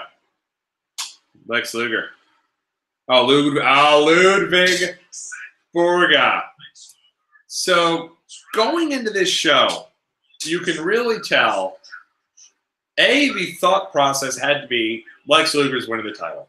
Because the stipulation they put on the match was that if Lex Luger did not win the title, he would never get another championship match again. So that basically, in my opinion, told you, Lex would have to win the title. Not to mention, they go through this entire campaign, give him an entire bus for the entire summer. They build everything around Lex Luger. You've got to figure Lex Luger's winning the title. And you figure once he does win the title and he's Mr. America, he'd be going up against this man. The man on your screen right here, Ludwig Borga, Brock Lesnar's father. He's not Brock Lesnar's father. He does look like Brock Lesnar, but he's not Brock Lesnar's father. But Ludwig Borga, the late, great Ludwig Borga. And thankfully those matches never occurred because God bless Ludwig and may he rest in peace, was not great in the ring. And by not great in the ring, I mean he wouldn't get it all. He was pretty bad.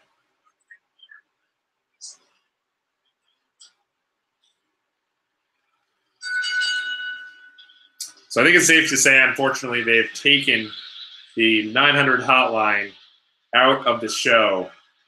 The famous moment where Undertaker's on the hotline and the fan asks him about Jake Roberts and Hulk Hogan, and they quickly cut away, which is unfortunate because that's the type of shit you want to go back and watch. Those are the types of moments, at least for me, that you want to go back and watch.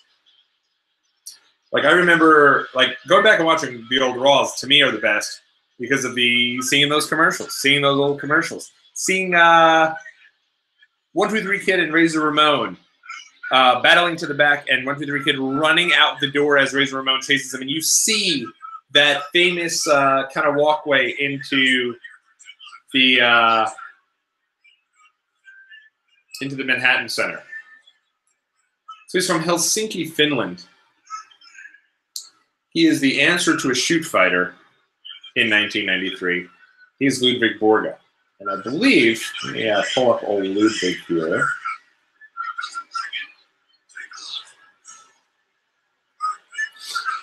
Let's see here. I'm going to pull up some info about old Ludwig.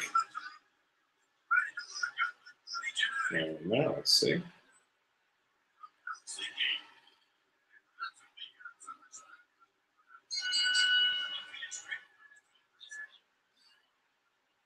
Pull up some info here about Lud.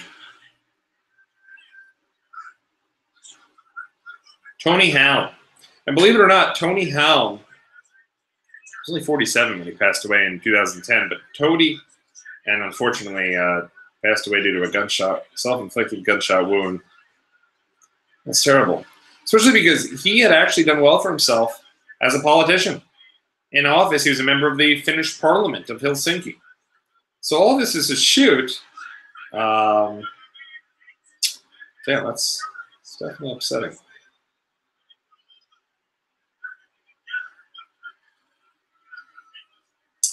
I always thought he was in the, I don't know why, I always thought he was in the Survivor Series. He was in Street Fighter as Guile. Clearly, I am mistaken. But yeah, Marty is on his way out here. Marty's already back. I think this is like stint number 3 or 4 for Marty in WWE. He was fired right after Royal Rumble 93. He's brought back. He wins the Intercontinental title. And now he is basically doing jobs. I mean, God bless him, he's freaking great at doing them. Did you just see how much he's doing his best to make Ludwig look good? But I think Meltzer said it best when he said, Ludwig Borga is bad, but the Giant Gonzalez is so much worse, and I believe we're getting Gonzalez next, if I'm not mistaken. But yeah, Meltzer, by the way, and kind of harkening back to that last match between Bret Hart and Jerry Lawler, gave the match 4 stars, and he said, well, the match itself probably only deserved 3. The entire storyline was so good that he gave it 4. And that can happen from time to time.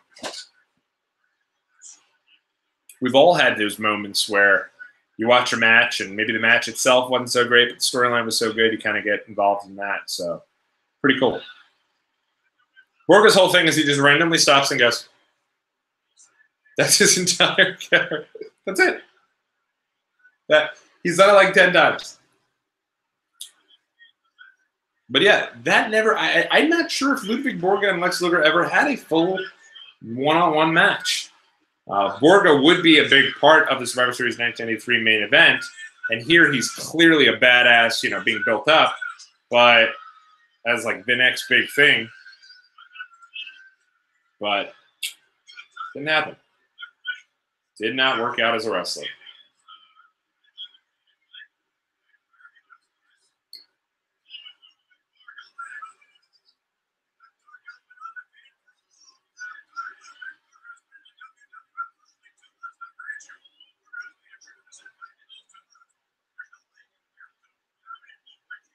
So he starts, so they're building up Ludwig Borga, and if you remember correctly, Tatanka he'd been in WWE forever and had this ridiculously long undefeated streak.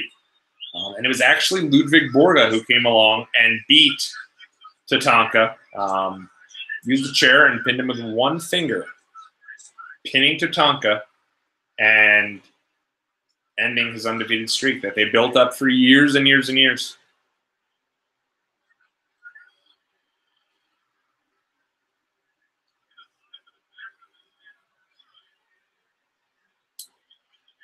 Look at the sign there, Lardwig's hate section.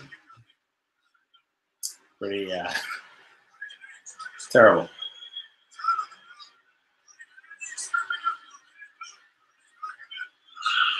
Marty with a bump and a half out of that clothesline. And say what you will, but he takes that like such a champ, and when he does, the entire crowd just like comes unglued.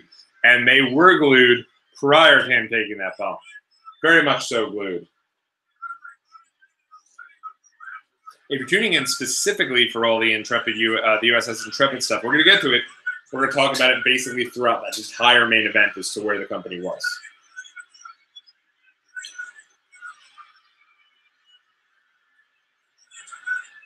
Something I always thought was cool about Marty Jannetty and Shawn Michaels was that they both have the same finisher.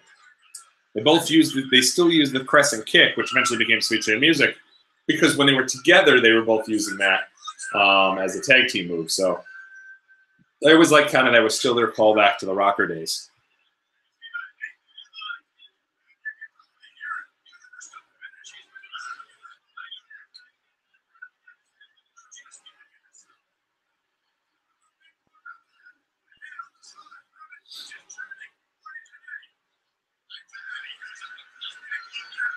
And that's the end of that. The torture rack, way before the torture rack was used by Lex Luger. But yeah, man, Ludwig just wasn't happening.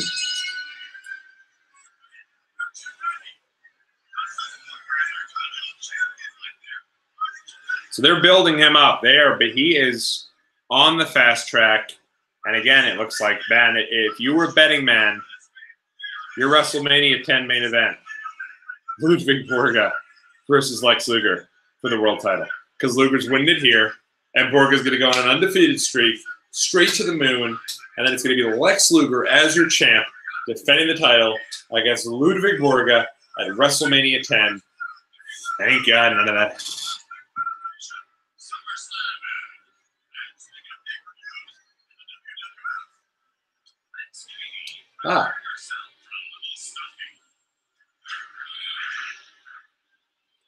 This here is a commercial for the Survivor Series, and at the time had now become a Thanksgiving Eve tradition.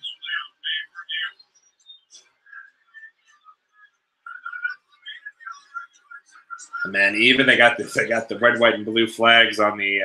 I will say one thing they were not shying away from here is their blatant prejudice and kind of racism against the Japanese at the time. Kind of uneasy a bit, especially when we get to talk about the USS Intrepid.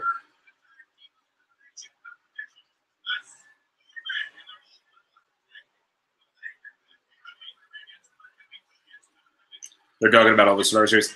They had built up now, not only was the Survivor Series back to elimination matches, it was almost Vince McMahon's almost apologizing, like, hey guys, I know for 92 we didn't do any elimination matches.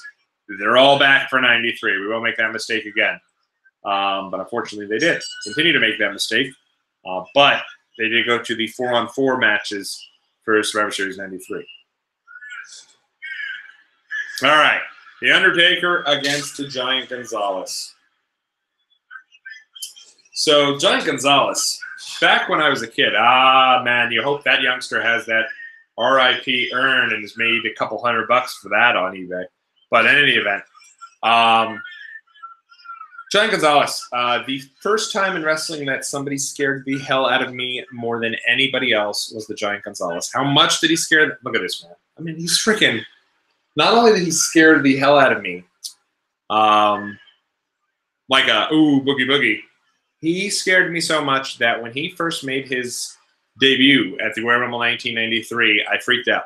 I made my family turn off the show, live event, pay-per-view. I didn't want to see it. I was petrified of him. I didn't want to watch the show. My father had to go. We had 2 different cable boxes at the time. My father had to run upstairs and watch the Rumble 93 until Giant Gonzalez was long gone, and only at that moment did I come back and see him. And I was, dude, Giant Gonzalez was somebody who I was very, very much afraid of. And so much so that on the Rumble 93 tape, we had it labeled, Yoko wins, big scary guy, do not watch. And it was to let me know Yoko won the Rumble and never need to watch it if I ever forgot who won. And big scary guy was the Giant Gonzalez. Stay far away from him. I'm looking at him. I mean, he's a major, huge man wearing a skin-tight, skin-colored, naked bodysuit. So I think I got a pass for my fear of the Giant Gonzalez. Spooky guy. The storyline at the time, by the way, was that Harvey Wippleman was managing not only the Giant Gonzalez, but also Mr. Hughes. So he obviously had all of the winners. He was like behind all of the top heels, Mr. Hughes and Giant Gonzalez. Harv knew how to pick them. And Harvey Wippleman had basically led Mr. Hughes to destroying The Undertaker. Believe it or not, Mr. Hughes, the chubby, man with the glasses and the suspenders, who kept his glasses and suspenders on throughout the entire match, actually took the urn from The Undertaker and kept it. Excuse me. Jeez. Disgusting. And Harvey now has the urn and basically is keeping the urn away from The Undertaker. Now, one of the things I actually do kind of like, and kind of looking at, because I'm still in the process of, while we're going back and watching some of these older shows and watching some of the shows leading up to these shows, Undertaker in the Highway to Hell for SummerSlam 1998 is, he actually talks about the fact that the Undertaker, Undertaker talks about the fact that Vince McMahon for many years was just basically feeding him every single big guy that they had no idea what to do with. And believe it or not, the plan, according to Meltzer, for Giant Gonzalez isn't Undertaker necessarily. It's eventually Undertaker with the idea that Hogan's back. Maybe he'll eventually go over and see what Hogan's doing and face Hogan. Which he does seem like a guy that was just primed for Hogan, but I like that Undertaker mentions that he's there, and for years he was just being fed monster after monster after monster. Crazy to think we're some 16 years away from Undertaker having top matches on the card year in and year out. 16 years away. Think about that. For many years he was against gimmick, big, giant men who were villainous and your monsters, your King Kong Bundys, your Giant Gonzalez, your Kamala, Psycho Sid. Those are the types of guys that Undertaker faced. And here he is against the Giant Gonzalez. This is as good a time as any to talk to you guys about my time on the USS Intrepid. So I'm going to go ahead and do that while this match is going on, and maybe if there's something good that happens, But I do recall this match being slow and plodding, and Taker is, you know, there's only so much he can do, specifically at this point in his career. Again, his real good matches, I think his good matches start really in '97. The peak Taker matches don't happen for 16 years later, which is crazy. But in any event, in some of the, so yeah, the USS Intrepid. So basically what happens, Hulk Hogan loses the title to Yokozuna back at the King of the Ring 1993 when a Japanese photographer blows a camera up in Hulk Hogan's face, causes him to get blind, and he loses the title to Yokozuna. Who was the Japanese photographer, you asked? Well, Harvey Wimpleman. So it's the answer to a trivia question. He was the photographer. I'm sure most people, I'm not breaking any huge news there for any of you guys. So this leads to the next day on Raw. Raw opens with a backstage vignette with Yokozuna and Mr. Fuji, where Mr. Fuji is saying that they're going to have a big celebration at the U.S. At America's expense. It's going to be Yokozuna's big championship celebration, and he's going to be doing this on America's birthday, and he's going to be doing this building up tons of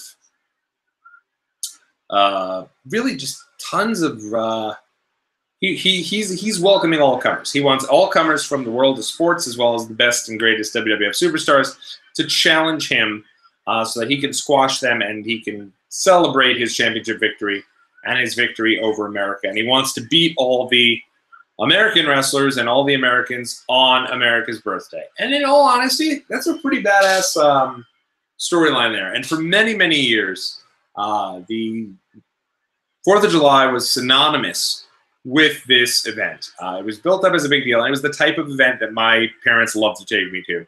They wanted to take me to those obscure wrestling type deals. Hey, wrestling's going to be live at the USS Intrepid on the 4th of July. We should go. And it was something where, like, my dad and I were able to go. It was at 12 noon. We were able to do it and still make it back in time for the Thanksgiving dinner. And we went, and it was like a hot Thanksgiving dinner. Still make it back in time for the 4th of July plans and plenty of time for the fireworks. It was like 107 degrees outside on the Intrepid. It was incredibly hot, and they did a deal where you could purchase tickets directly from the USS Intrepid, and your ticket would also get you into the Intrepid Museum. I don't believe, I'm going to take a look for you here.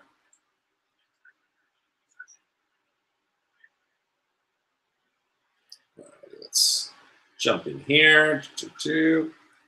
So I have some of these things here.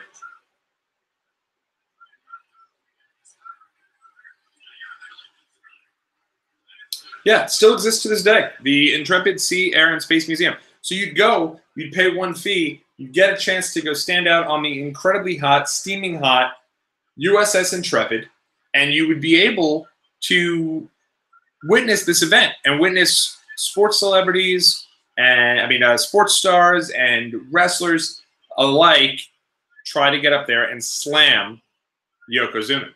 So I actually have the entire full list that I'm going to pull up here. Thanks to PW Insider, got to give credit where it's due. They have the full list of participants in the Yokozuna Body Slam Challenge. So these were the competitors in order who tried to body slam Yokozuna. As Paul Bear makes his big return. So Paul Bear is back. He hasn't been on TV now for a while because they just stole the urn. But now they have reason to bring Paul Bear back. And you can see just the major response as Paul Bear comes back with the black wreath. And God, Paul is incredible. He's the man. May he rest in peace as well. Two of them in this match. Giant Gonzalez and Paul Bear. That sucks.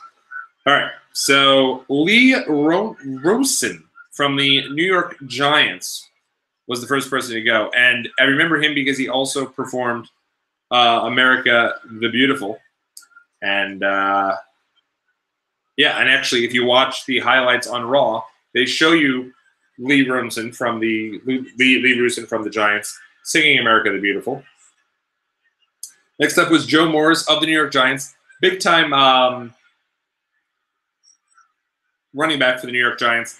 And they were really building this up with each one of these guys, building up their making a speech, building up that they were going to be there for America on the 4th of July, coming down. They were going to slam Yokozuna, and they were going to be able to do it to the point that the Raw before, I think it was the Raw right before the 4th of July. So I want to say like the 28th of January, 1993. That Raw ends with Macho Man Randy Savage heading down to Giant Stadium, and it ends with him interviewing Joe Morris.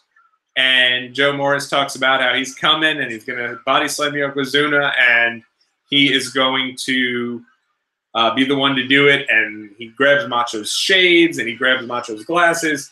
And it's a pretty cool deal. And especially because of the fact that, think about how many celebrities, sports stars, they got to come down on the 4th of July for this. So they really didn't spare any expense.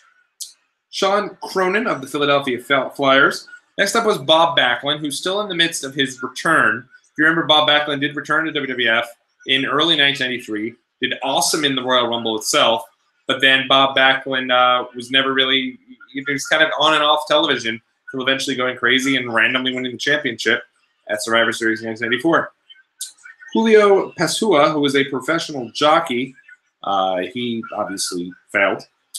Then you had Keith Sims of the NFL Miami Dolphins, Peter Taglietti of the Pittsburgh Penguins. Then you had Scott Steiner, yes, Scott Steiner, the wrestler. Then you had Scott Brown of the NBA Charlotte Hornets. Then you had Tatanka. Actually, I don't think that is, I think that's, if I'm not mistaken, I think that's not the right name there. It's actually Scott Burrell. Scott Burrell of the Charlotte Hornets. And I remember this only because I was a pretty big NBA fan at the time. Scott Burrell was just drafted, and he has the famous clue as Undertaker takes care of Bennis of Giant Gonzalez and spares us any more of that. No offense to take, but I will say Gonzalez is so big. Look at this dude. And it's a shame he was so big that he ended up in a wheelchair not long after this. I believe his life was cut pretty short, too. But they used this taking of the urn so many times through the years.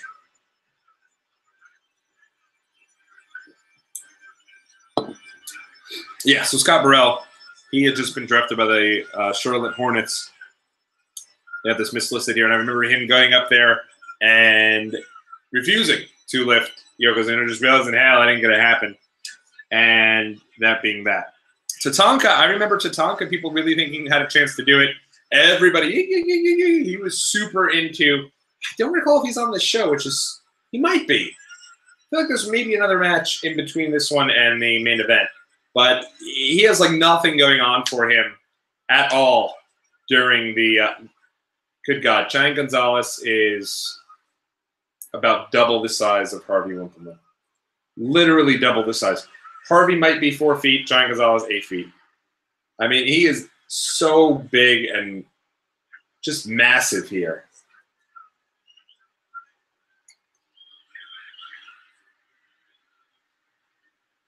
So basically what's going on here is Giant Gonzalez is turning heel. I mean face. He died in 2010 as well, at only 44 years old.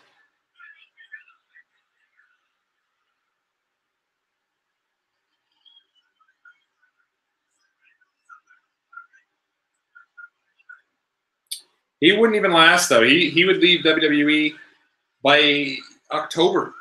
So there's just only so much you could do with him. I don't recall a single thing he did as a babyface.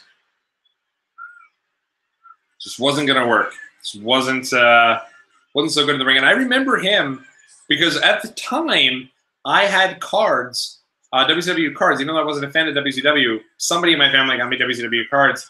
And he was featured as El Gigante. But in this outfit, man, he scared the hell out of me. So, in any event, back to the USS Intrepid. So Tatanka comes out. I do remember getting super into Tatanka. It was like a big deal. It felt like the first big star was there. And even though he failed, he did attempt to knock out Yokozuna. Did the whole, karate chops, the hey, and then, chopped him and was then taken out from there. Next up, you had Mark Hayes of the NFL, Miami Dolphins. You had Gary Baldinger of the Buffalo Bills. You had George Martin of the New York Giants, Billy Taylor of the New York Giants. And by the way, a lot of New York Giants because of the fact that they're in New York, obviously, so people were super into them. Not a single New York Jet. What's up with that? Bill Fralick of the Detroit Lions. Bill Fralick, by the way, who was, if I'm not mistaken, in the WrestleMania 2 Battle Royal as well, NFL versus WWF.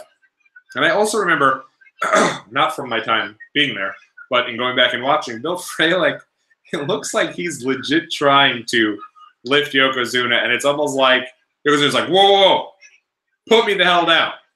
You're going to ruin this entire thing for everyone. And thankfully, he did not slam him, or would have totally ruined the entire thing. And perhaps we would have been building to a SummerSlam main event of Yokozuna defending the World Championship, the World Wrestling Federation Championship against Bill Fralick. Joey Eagles of the New York Football Giants. Then you had Rick Steiner, Scott's brother.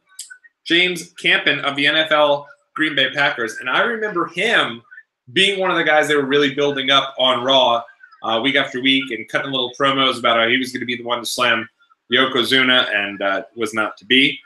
Jim Jensen of the Miami Dolphins. And then Crush. And one of the things that's crazy, it really felt like this could have been a vehicle to build up Crush. And the whole reason for this entire thing, by the way,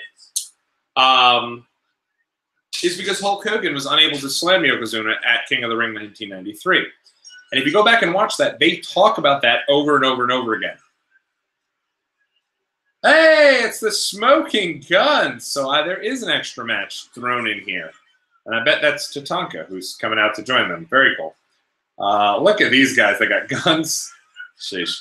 So they were trying to make it seem as if Hulk Hogan could not slam Yokozuna. It really felt like they were doing it either with a plan of somebody else being built up. Like, in hindsight, it's built up perfectly because it's like, hey, Hogan couldn't come out, and could the guns look any more hokey with the little air guns going off? But it looks like it was built up perfectly in that Hogan struggled so much to slam Yokozuna, so now they have to have this competition. And when they build the competition, it's Hulk Hogan couldn't slam Yokozuna. Could anyone else do it? And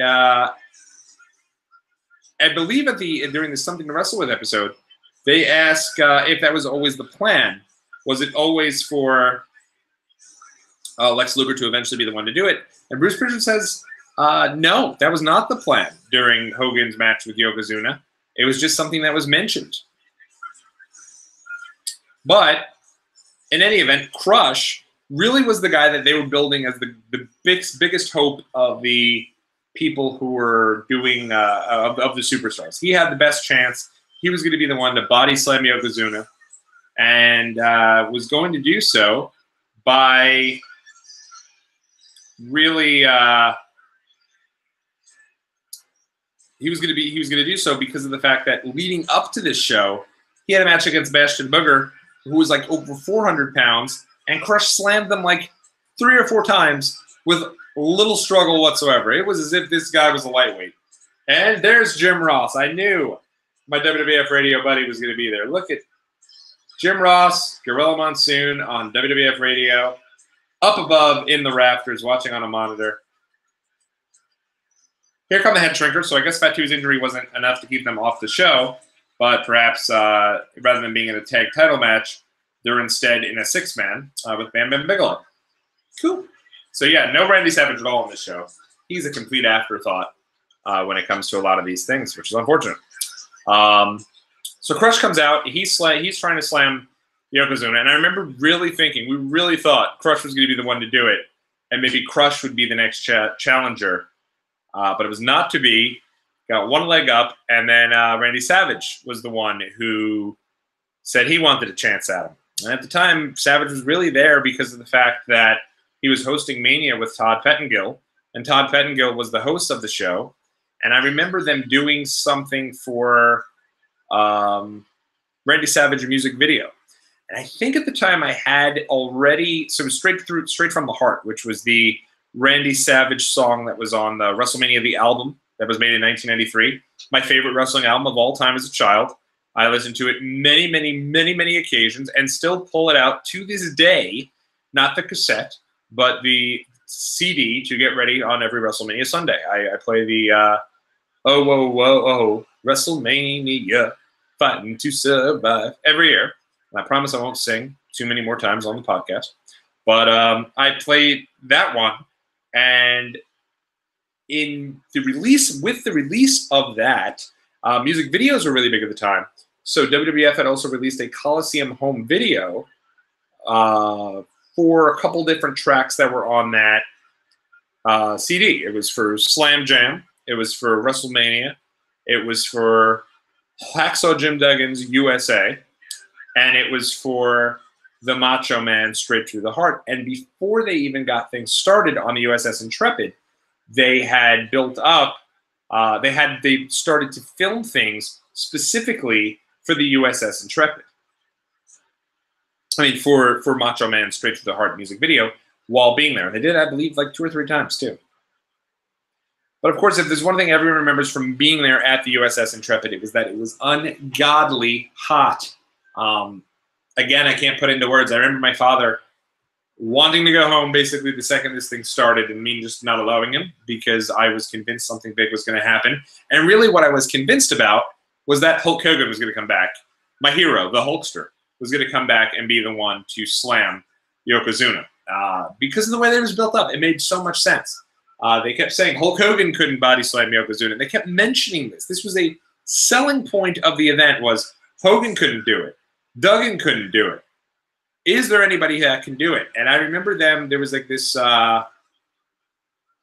interview with Yokozuna a week or 2 prior to this whole body slamming on the USS Intrepid deal, where on Raw, where Vince McMahon interviews them, and Vince goes straight up into Mr. McMahon character while doing this. He is straight yelling at them. He is saying, hey, I'm guaranteeing you, Yokozuna, that you better be careful because when you do things like this, it does seem to kind of turn back and things do sort of end up working out in favor. And leads a big USA chant and event. And I think that was obviously his way of letting people know, hey, we've got something planned for this. Come down and see Yokozuna get body slammed by somebody. And they spared no expense, as not only did someone do it, but Lex Luger would be the guy to do it. And Lex Luger, basically what ended up happening was Lex Luger was flown in on a helicopter. So they gave this guy, just so if you're following the bouncy ball at home, but not only did they give this guy a bus to go traveling in, they gave him a helicopter. That's how much they were trying to get this guy over. They spared no expense to create the next Hulk Hogan and to do so with a big muscled up blonde guy in Lex Luger. And Lex Luger was not someone who they even hinted at. In that King of the Ring show, he's in like a throwaway match with Tatanka that goes to a draw as the Narcissus. Like, he was not getting over as the Narcissus. But as the story goes, he eventually comes out, shoves Bobby Heenan out of the way, grabs the mic. He's wearing this utterly ridiculous shirt that you could probably buy at Walmart for the 4th of July with the big American flag and looking ridiculous. But God bless him. He's Lex Luger, and you gotta love him. And there he was. He was Stars and Stripes Lex Luger. And he gets in the ring, and he was wearing cowboy boots. So there's actually a funny story they tell on the Something to Wrestle With show episode about the Lex Express, which is actually the episode that got me into Something to Wrestle With Bruce Pritchard. So if you get a chance, go back, listen to this podcast, and they tell a funny story about how, if you look closely, Yokozuna is wearing flip-flops because of how hot the ring is. And at one point, he kicks the flip-flops off so that he can stretch, and Mr. Fuji, pulling a rib on Yokozuna, kicks the flip-flops out of the ring entirely, so Yokozuna has no choice but to stand there and kind of bounce around in 107-degree weather, and that mat's out there baking the entire day, so it's probably the equivalent of 150 degrees as Yokozuna is battling around. So that's a funny little tidbit there. But yeah, Lex Luger comes in the ring and immediately becomes American hero in one day. Body slams Yokozuna, the big bad Yokozuna. And again, the stuff between the US and Japan is really something that it's kind of just built up to the nth degree. Almost too much to the point where it's completely tacky and uncomfortable. One thing, though, that was really funny about it was Yokozuna at the time was billed as 505 pounds, but they were trying to now build his weight even further. So a lot of the people who were like the NFL stars, when they'd get on there, they'd talk about 505 pounds, we can lift you, we know we can do it, we could bench 505, we could get you up for the body slam. And then when the superstars got on there, they were talking about 550 pounds would, and then so Yokozuna. So it was almost like in the same promo, here's the NFL stars talking about Yokozuna's 505, and the WWE stars talking about Yokozuna's 550. It's like they should have probably figured that whole thing out beforehand, but something to kind of look at. What I also thought is, I believe this is the first time where Yokozuna starts to really talk. And I personally didn't really appreciate him talking because I just thought it was weird. I always thought Yokozuna was super scary and badass when he didn't say anything. But I assume they needed to do that before they brought in Jim Cornette because Fuji's English really wasn't that great. So in order to help with promos and stuff, they brought in Jim Cornette. But yeah, USS Intrepid, a memory for me that I'll always remember. And a lot of people always ask, were there any matches on there? I don't recall there being any. I do recall, kind of just looking back now, and if you look over and follow us on Twitter at WatchWrestlePod, you can go ahead and do that. And we've gotten a good amount of love on there. So cheers to everybody who's followed us on the Twitter. So I do really, honest to goodness, appreciate that. And hopefully we'll be able to continue to grow and have some people participate in the chat as time goes on. But on the Twitter, I have the poster for the Stars and Stripes Challenge on the USS Intrepid. And they actually show that there was VIP seats. And if you go and you look, there were small seats that were set up on board of the USS Intrepid around the ring. And those VIPs were $50. I'm not sure if they came with any meet and greets. I feel like they probably did, though. But I don't recall at the time. But I do remember it being a very odd, deal, because obviously Lex is the big deal, and, oh, Lex has turned babyface. My mother's insanely obsessed with him, to the point that she had a great Lex Luger shirt that I hope to find before our WrestleMania 10 podcast that I'll be doing, spoiler alert, in March. Which I'll be able to hopefully pull out the Lex Express Lex Luger t-shirt and wear it if she still has it somewhere. And if it fits me, of course. So Tatanka, who couldn't get up Yokozuna, just gets up Bam Bam Bigelow, jumps in the air while he body slams him. And of course the big joke, by the way, about Lex Luger is that his body slam looked a little bit more like a hip toss. We'll call it what it is.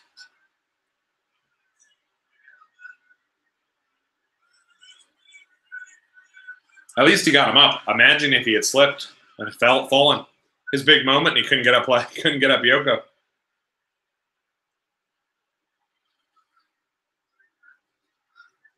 Good little match here, though, that I completely forgot was even on the card. Because again, I knew where to stop the show. I think honestly I'd gone till about the Bret Hart and Jerry Lawler match, and then fast forwarded right through everything and went directly to the Survivor Series 1993, which was on the same tape for me.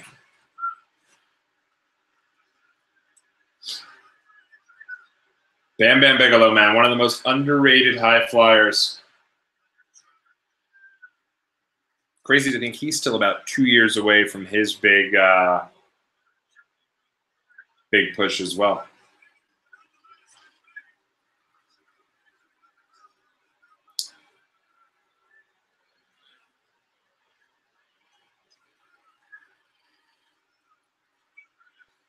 He's off of the Wild Samoan there on the outside.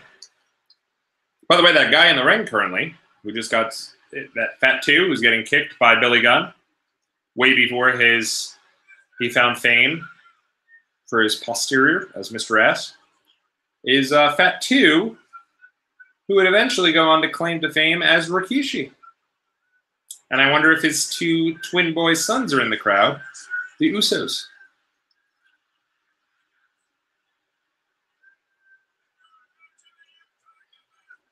Luna had been mentioned to her earlier, because I do recall the big, dial the hotline to find out which champion is coming back scoop, and it being Luna Vachon. She had just returned recently and was now being referred to as Bam Bam Bigelow's main squeeze, Luna Vachon.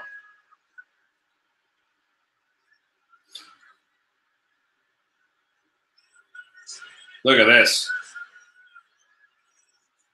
I mean, they're a little all over the place, but badass to see three big dudes getting up there for flying headbutts at the same time.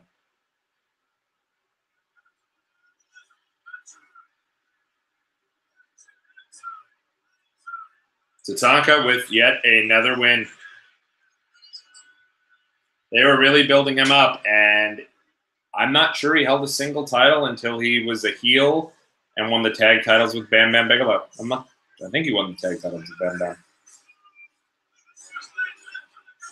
But I always thought, man, he was a shoo-in to win the Intercontinental Championship, and it never happened.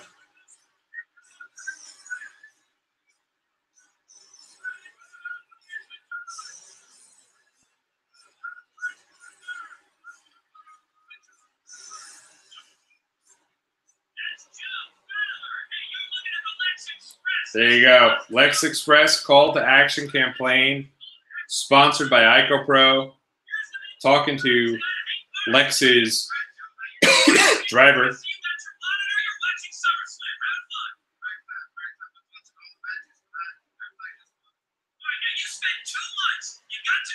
Hank Carter, the Lex Express driver.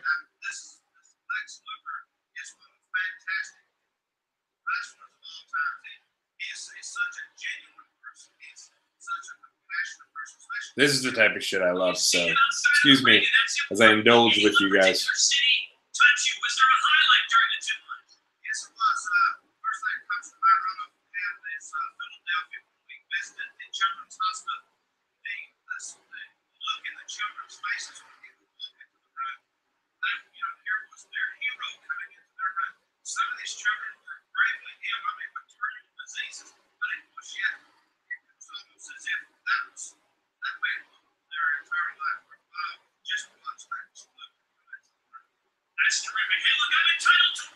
Full extreme.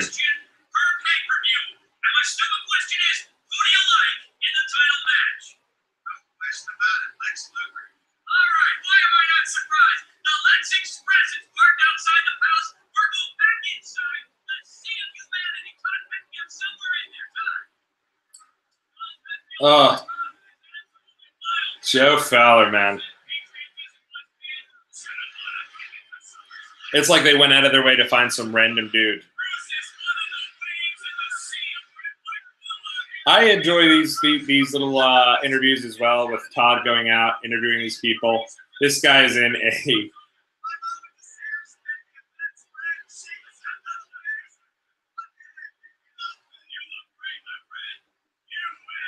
decked out in red, white, and blue, this random fan here. I used to love this stuff with Todd, though. He would always be in the crowd doing stuff like that. The story of Todd Pettengill is always funny. I heard a podcast with him once. He was somebody's guest and tells the story about how he's in. I believe it was like he was in the restroom with Vince McMahon, and basically Vince McMahon dropped the deuce, and Todd Pettengill didn't know it was Vince McMahon. Told him he stunk, and Vince McMahon laughed, and that's pretty much how he got the job, which is pretty cool. Fun little story there. So one of the things that's interesting here, fun little tidbit, they're going to bring out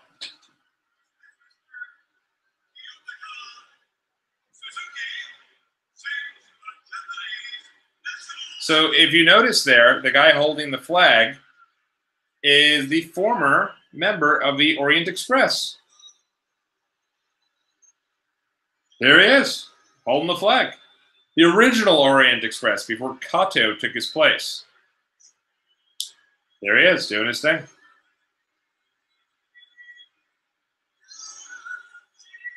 Now, not only is this guy singing the Japanese national anthem, but he's doing a terrible job. So they just want people to boo the holy hell out of all things Japan.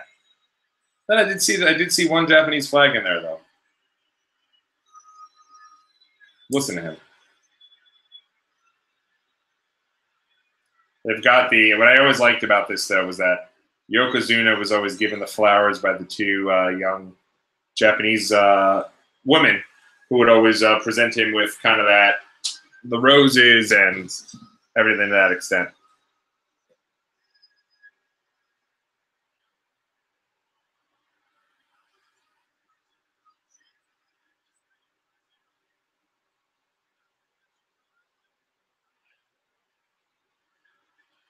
This guy.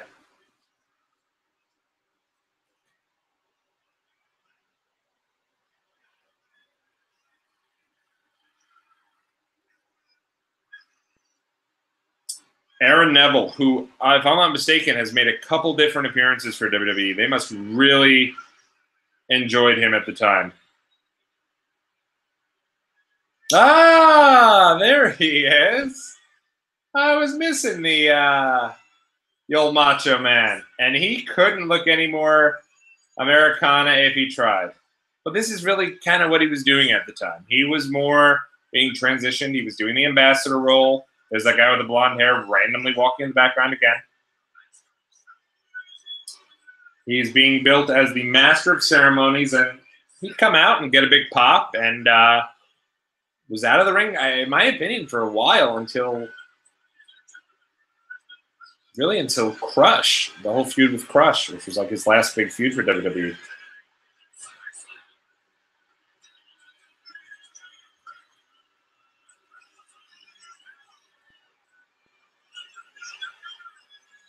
And you could tell everybody has the flag. Not like the Cesaro section, which kind of sprang up organically. The WWE has these small flags that were obviously handed out to people in the crowd. But hey, it's a nice visual, and why not?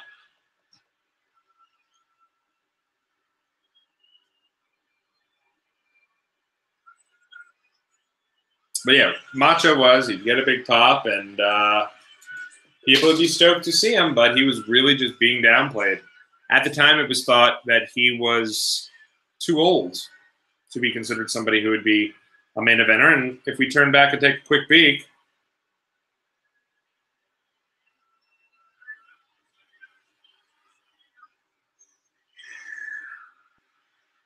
at the time, this was fun to kind of go back and see, Macho is 41 years old in 1993. And at the same time, if you go ahead and look at like AJ Styles, I think he's either 40 or 41 now, and he ain't slowing down one bit.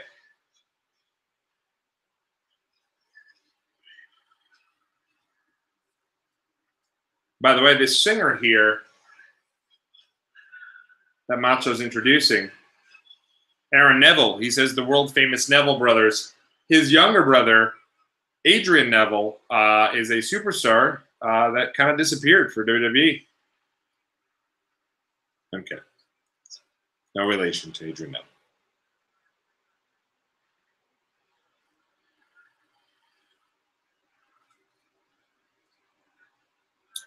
So what we're going to do now, in the interest of time, is I was going to jump ahead a couple of minutes here. We're going to do that after the entrances, just because there is still 32 minutes left in this match, and I do remember it being a smidge plotting. So together, we're going to do it and move forward a little in the interest of time. Want to keep this under 3 hours. I feel like 3 hours is already a really long time for one person to talk. So we're going to jump ahead.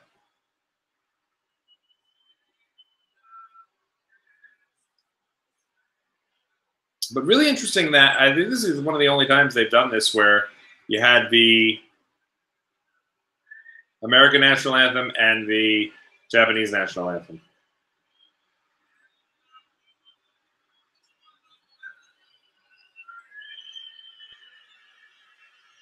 Really built up as like your two big matches, your big superstars there. Yeah, I'm surprised, they could have redid that this year with the Japanese national anthem with Shinsuke and AJ. Of course, now you don't want to act like the Japanese are evil, which is clearly what they're going for here with all of this stuff. And there's definitely some super overtones that are just awkward and uncomfortable.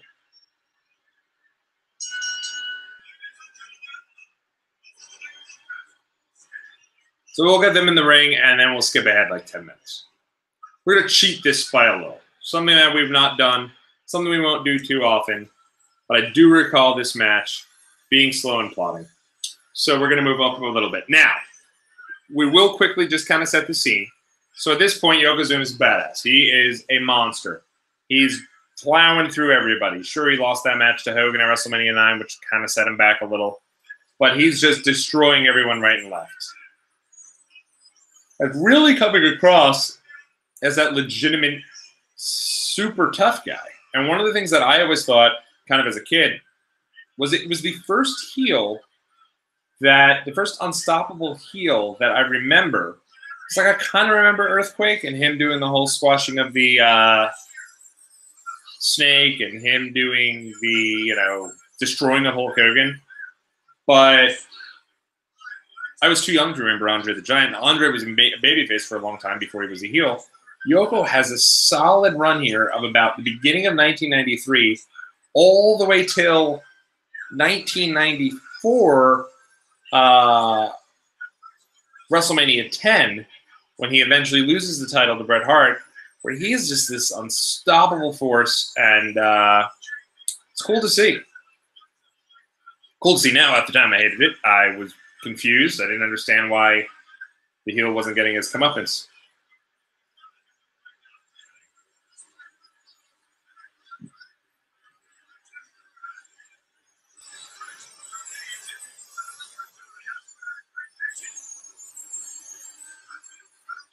Now they have, and I do, and I mean, I don't blame them. The show itself is 2 hours, 46 minutes, 59 seconds. In comparison to King of the Ring 1998, which is about 2 hours and 34 minutes, this was 2 hours and 46 minutes.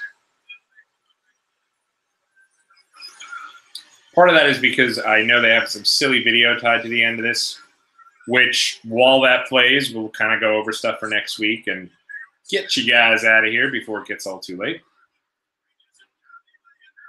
Yes, they had, I recall Yokozuna going on with the Beatles and Kathy Lee. And the big thing about Yokozuna was he was just so massive at the time that he was starting to get a bit of notoriety there. It was like, geez, have you seen Yokozuna? He's friggin' huge.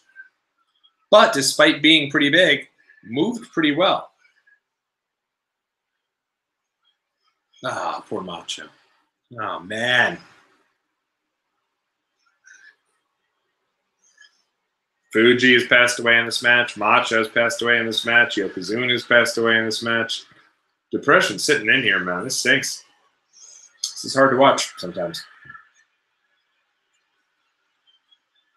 For a very long period, to this day, I watched the Macy's Day fireworks at home. Again, I was under the weather. Watched it at home, and they played this song that you're currently hearing. And so, while Lex is in here, by the way, Relic is all hell. Gotta give him a little credit. But I definitely supersized down from his days, in NWA. But the whole deal here with Lex is that he is... But yeah, this music that you're currently hearing, they played it this year as the fireworks were going off. And even to this day, I still made the joke and wondered why they were building the theme up of Lex Luger. So one of the things about this that is interesting to kind of harken back to is that it's a shame that throughout the entire time that Lex was doing the Lex Express, and we were led to believe that he was living on this bus and he was there to greet the fans and come outside to give the babies a little smooch and maybe give them a little noogie and tell them he loved them, tell them he was there for their country. In all actuality, Lex Luger hated the Lex Express. As the story goes, according to Bruce Pritchard on the Something to Wrestle podcast, which you can go check out at somethingtowrestle.com, and I suggest you do, he tells a story about how Lex Luger really hated the Lex Express. I think he lived on the bus for about 2-3 days, and this clearly was, they'd show the bus. Like, go back and watch those old Raws if you're a nerd for some of this stuff like I am. Go back and watch the Raws where they'll show him on the bus and doing his thing, and he's they'll show the bus. And the bus is a hardcore, your usual buses that you currently hear guys like The Big Show or John Cena have now that add a lot more years onto their career because of the fact that they could sprawl out, and they could lay down, they could, you know, they're not necessarily in that seated driving position that, you know, we're all in when we travel so much. That's the type of best bus Lex was in, but he hated it. Said he did it for about 2-3 days and refused to do it. And instead, he wanted to go spend nights in the hotel and then get picked up by the bus at night. And not really the same deal. And the whole point of this is that if the bus is parked somewhere, you as a fan can go say, "Oh my God, that's the Lex Express," and go knock on the door, and Lex comes out, "Hey guys, let me sign an autograph and take a picture for you." Didn't quite happen like that this time. Fuji is awesome, and he looks about 100 years old back then. But he's going to live for quite some time. He was inducted in the Hall of Fame not all that long ago. So, we are going to jump a little bit ahead here. This is a 20-something minute match, and we're going to cut it in half. So let's bear with this. We'll do this together. We're going to put it on pause. And we're going to go skip ahead to exactly 2 hours and 32 minutes. We're going to get the exact time on that. And I'll let you guys know when to put the pause for the cause and when to hit play. So we're at 32 minutes, 2 hours, 32 minutes right now. Jumping ahead a little bit. And we are going to hit play right now.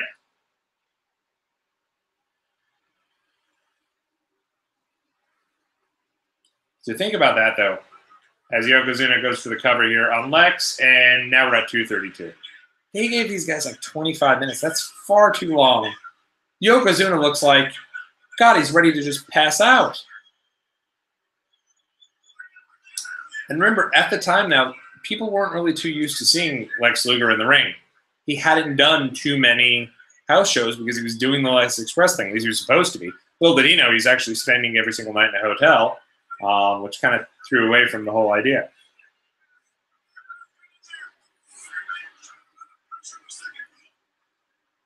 But the idea behind the campaign, in my opinion, was pretty cool. They'd literally go, you know, space to space, city to city, all the way through, and they'd go to Philly, they'd go to New York, and he would travel all around the United States until he got to Palace of Auburn Hills. That was where it was supposed to end.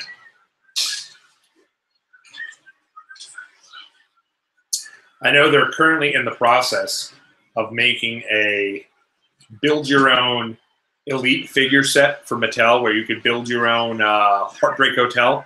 And I can only hope that the one they do after this for Walmart is build your own Lex Express.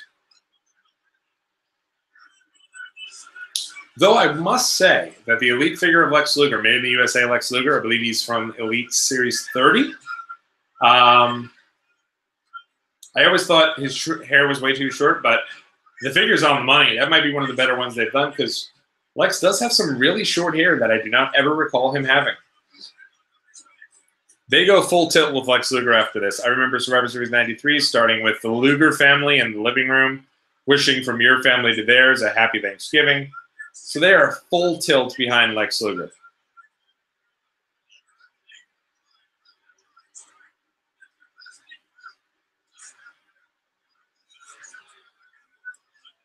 The problem with Yoko is that because he is large, he needs to do a lot of rest spots. And you can even see this here. He's doing, I believe, a nerve pull, where he's taking his fingers and he's basically putting them right here on Lex Luger. And, I mean, it really looks like he's struggling. To think the guy would go on to fight in 2 different matches at WrestleMania 10. Those of you who do not know, by the way, Yokozuna is not Japanese at all. He's actually a member of the famous Samoan family. That includes the likes of The Rock and Roman Reigns and Umaga, and the Wild Samoans, and the Head Shrinkers that we saw earlier, just in the last match. Fat 2, and as a matter of fact, if you look at Fat 2 and Yokozuna, they look a little similar, to the point that I remember when Rikishi first debuted, I remember thinking it was Yokozuna with blonde hair and that he had finally lost a lot of weight. In retrospect, I had wished it was. The weight eventually caught up to Yokozuna.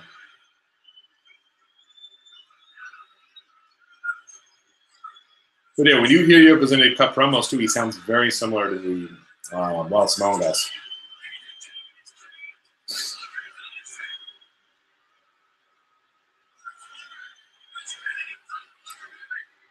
And of course, Lex Luger, his whole claim to fame is that if you look at his right arm, he's got a right arm pad on that forearm. And the reason for that is because he has the metal plate in his forearm that he would use as a weapon during matches.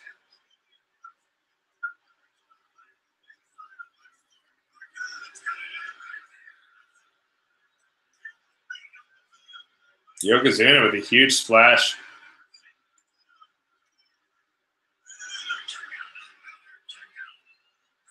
Big fan of the big huge fan of over the top Vince McMahon, by the way.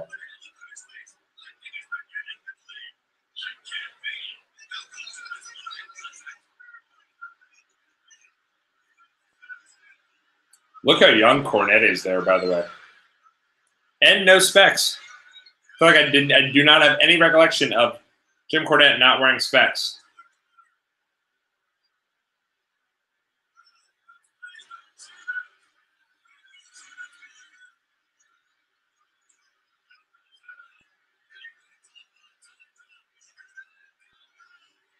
Wow, Yoko took that.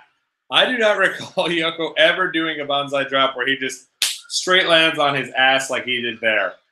Usually lands a little bit, feet, from the top, down to the second rope, grabs the second rope, feet go down. He took that like a champ, and his ass bounced.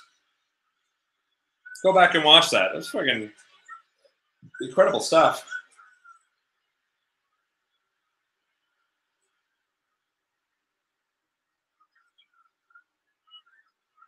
And remember the stipulation going into this match.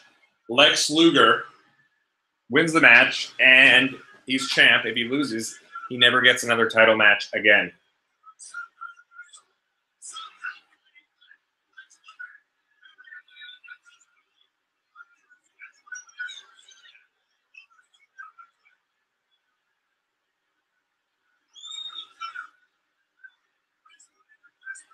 But I actually thought Yokozuna's team with having Fuji and Cornette together was really cool. I just was not sure why Jim Cornette was there.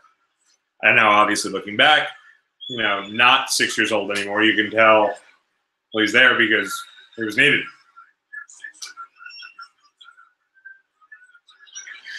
And let's be honest, the manager's role is typically to take a beating. Fuji, at that age, shouldn't have really been taking a beating. Another body slam coming up, and that one's rougher than that was rougher than the one on the USS Intrepid. They barely got him up. So yeah, Fuji takes a hit there, and God bless him, but he's getting up there in age. So Cornette eventually is going to take a hit as well. Exposing the forearm, knocking the piss out of Yokes. Yokes goes out of the ring. And here comes one of the most confusing moments for my entire family in 1993 watching WWE television. We're sitting on the edge of our seat. We're yelling at Lex to go get Yokozuna, to not worry about Cornette because we're like, hey, you know, title can't change hands on a DQ. What is he doing? Lex wins, but he's not even remotely bummed. He's his arms in the air, and we're just confused. All right. We know the rules, right? Lex didn't win the belt, did he?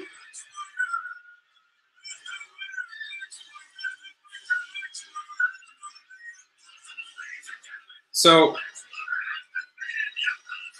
Vince is building it up like he's defeated Yokozuna. He's saying he's done the impossible. Here comes Scott Steiner, Rick Steiner, Tatanka. Everyone's happy. Place is going crazy. Handshakes, high fives, people waving the flags. Macho has the big American flag. He's waving it. Lex Luger's done it for his country. Americana has been restored. And the Lynch family is sitting there going, wait, did Lex win the belt? Vince is out of control.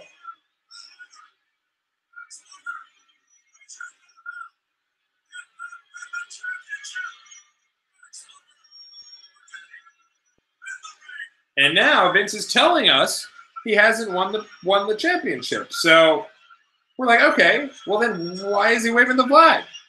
Why is there confetti coming down from the ceiling? Guys, this might be a bit much just for a DQ win. Oh no, no, no. Here come the red, white, and blue balloons. And now this is too much. We don't need all the friends to come out and celebrate.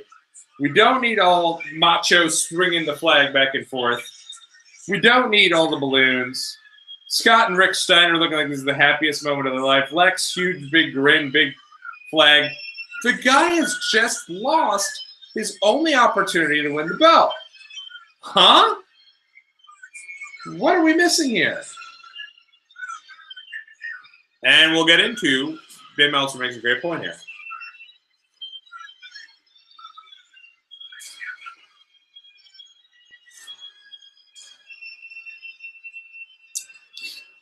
As they get into this really strange video with Lex Luger that I'm pretty sure did not air on either the pay-per-view broadcast or the Coliseum home video, because I think I'll Be Your Hero, which I started this podcast with, wasn't owned after a certain time by WWE, so they replaced it with this really cheesy-looking Americana video. But while this plays here, I'll read you what a great point Meltzer makes here. Says there's very logical business reason to not change the title. The biggest money match the company thinks it has for WrestleMania is Yokozuna versus Luger. But it can't draw a WrestleMania buy rate with Yokozuna as challenger. The scenario that seems to make the most sense is for Luger to be denied a title shot, since McMahon made a point of saying he'd be getting one, and everything said in that matter is set up for misdirection. Because of no return clause in the contract, and then being forced to win the Royal Rumble to get the shot at Mania, which he would.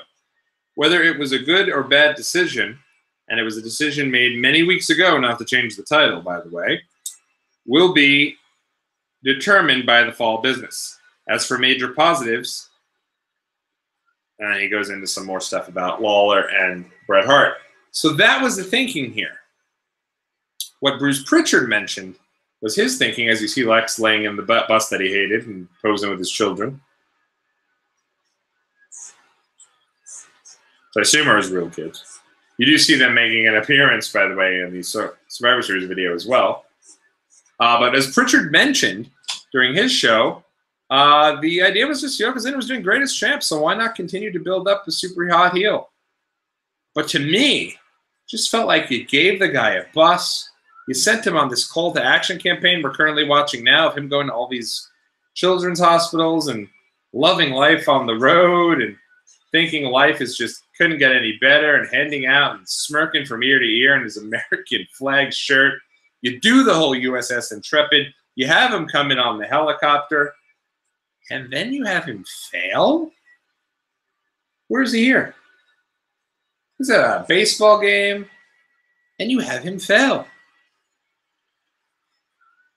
still feel like you should have just given him the belt. Have Yoko win it back at a, at the Royal Rumble even. Have him win it back at the Rumble, and then have Lex win the Rumble if business was doing well. Instead, Lex never gets a title. He never gets a run with the championship. He doesn't win the Royal Rumble 1994. Sorry for the 24-year spoilers. But he instead, and by the way, that is pretty cool how they've already intertwined all of the Lex Express stuff with the match with Yoko. Him standing in front of Mount Rushmore doing the big pose. And, hey, they just, for some reason, did not pull the trigger on Lex and eventually realized that that new top babyface was in front of them the entire time. And his name wasn't Lex Luger. It was Bret Hart, as would come to pass at the WrestleMania 10. And that would all unfold. A long way away from that. For me, this was fun to go back and kind of take a look at some of what I remember most from looking back at WrestleMania 10 and looking back at SummerSlam 1993 and reliving some of those moments on the USS Intrepid. And now they're cutting the live footage of Yoko still down. No. Hold on. I'm glad we didn't turn it off. I didn't realize we had bonus footage. Everyone is still celebrating Lex's big win with Joe Fowler, who lasts about 20 more minutes of his WWE career.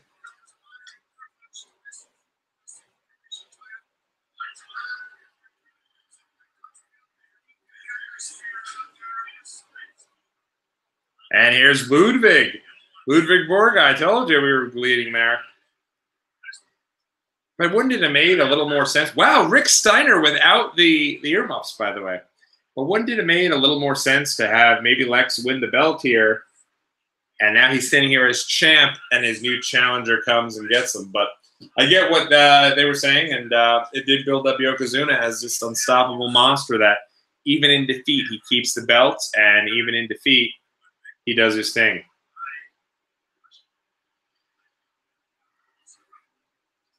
But pretty cool. I didn't even remember this part of the show at all. But if you notice, by the way, the team for the Survivor Series main event is Luger, Tatanka, Steiner. Tatanka gets replaced by Taker. But they've already set it up here at SummerSlam. So now you've got that entire 3-4 months to build to that main event, which is stuff I thoroughly enjoyed. Good times. Good times. And thank you guys for checking us out here on the Watchalong Wrestling Podcast.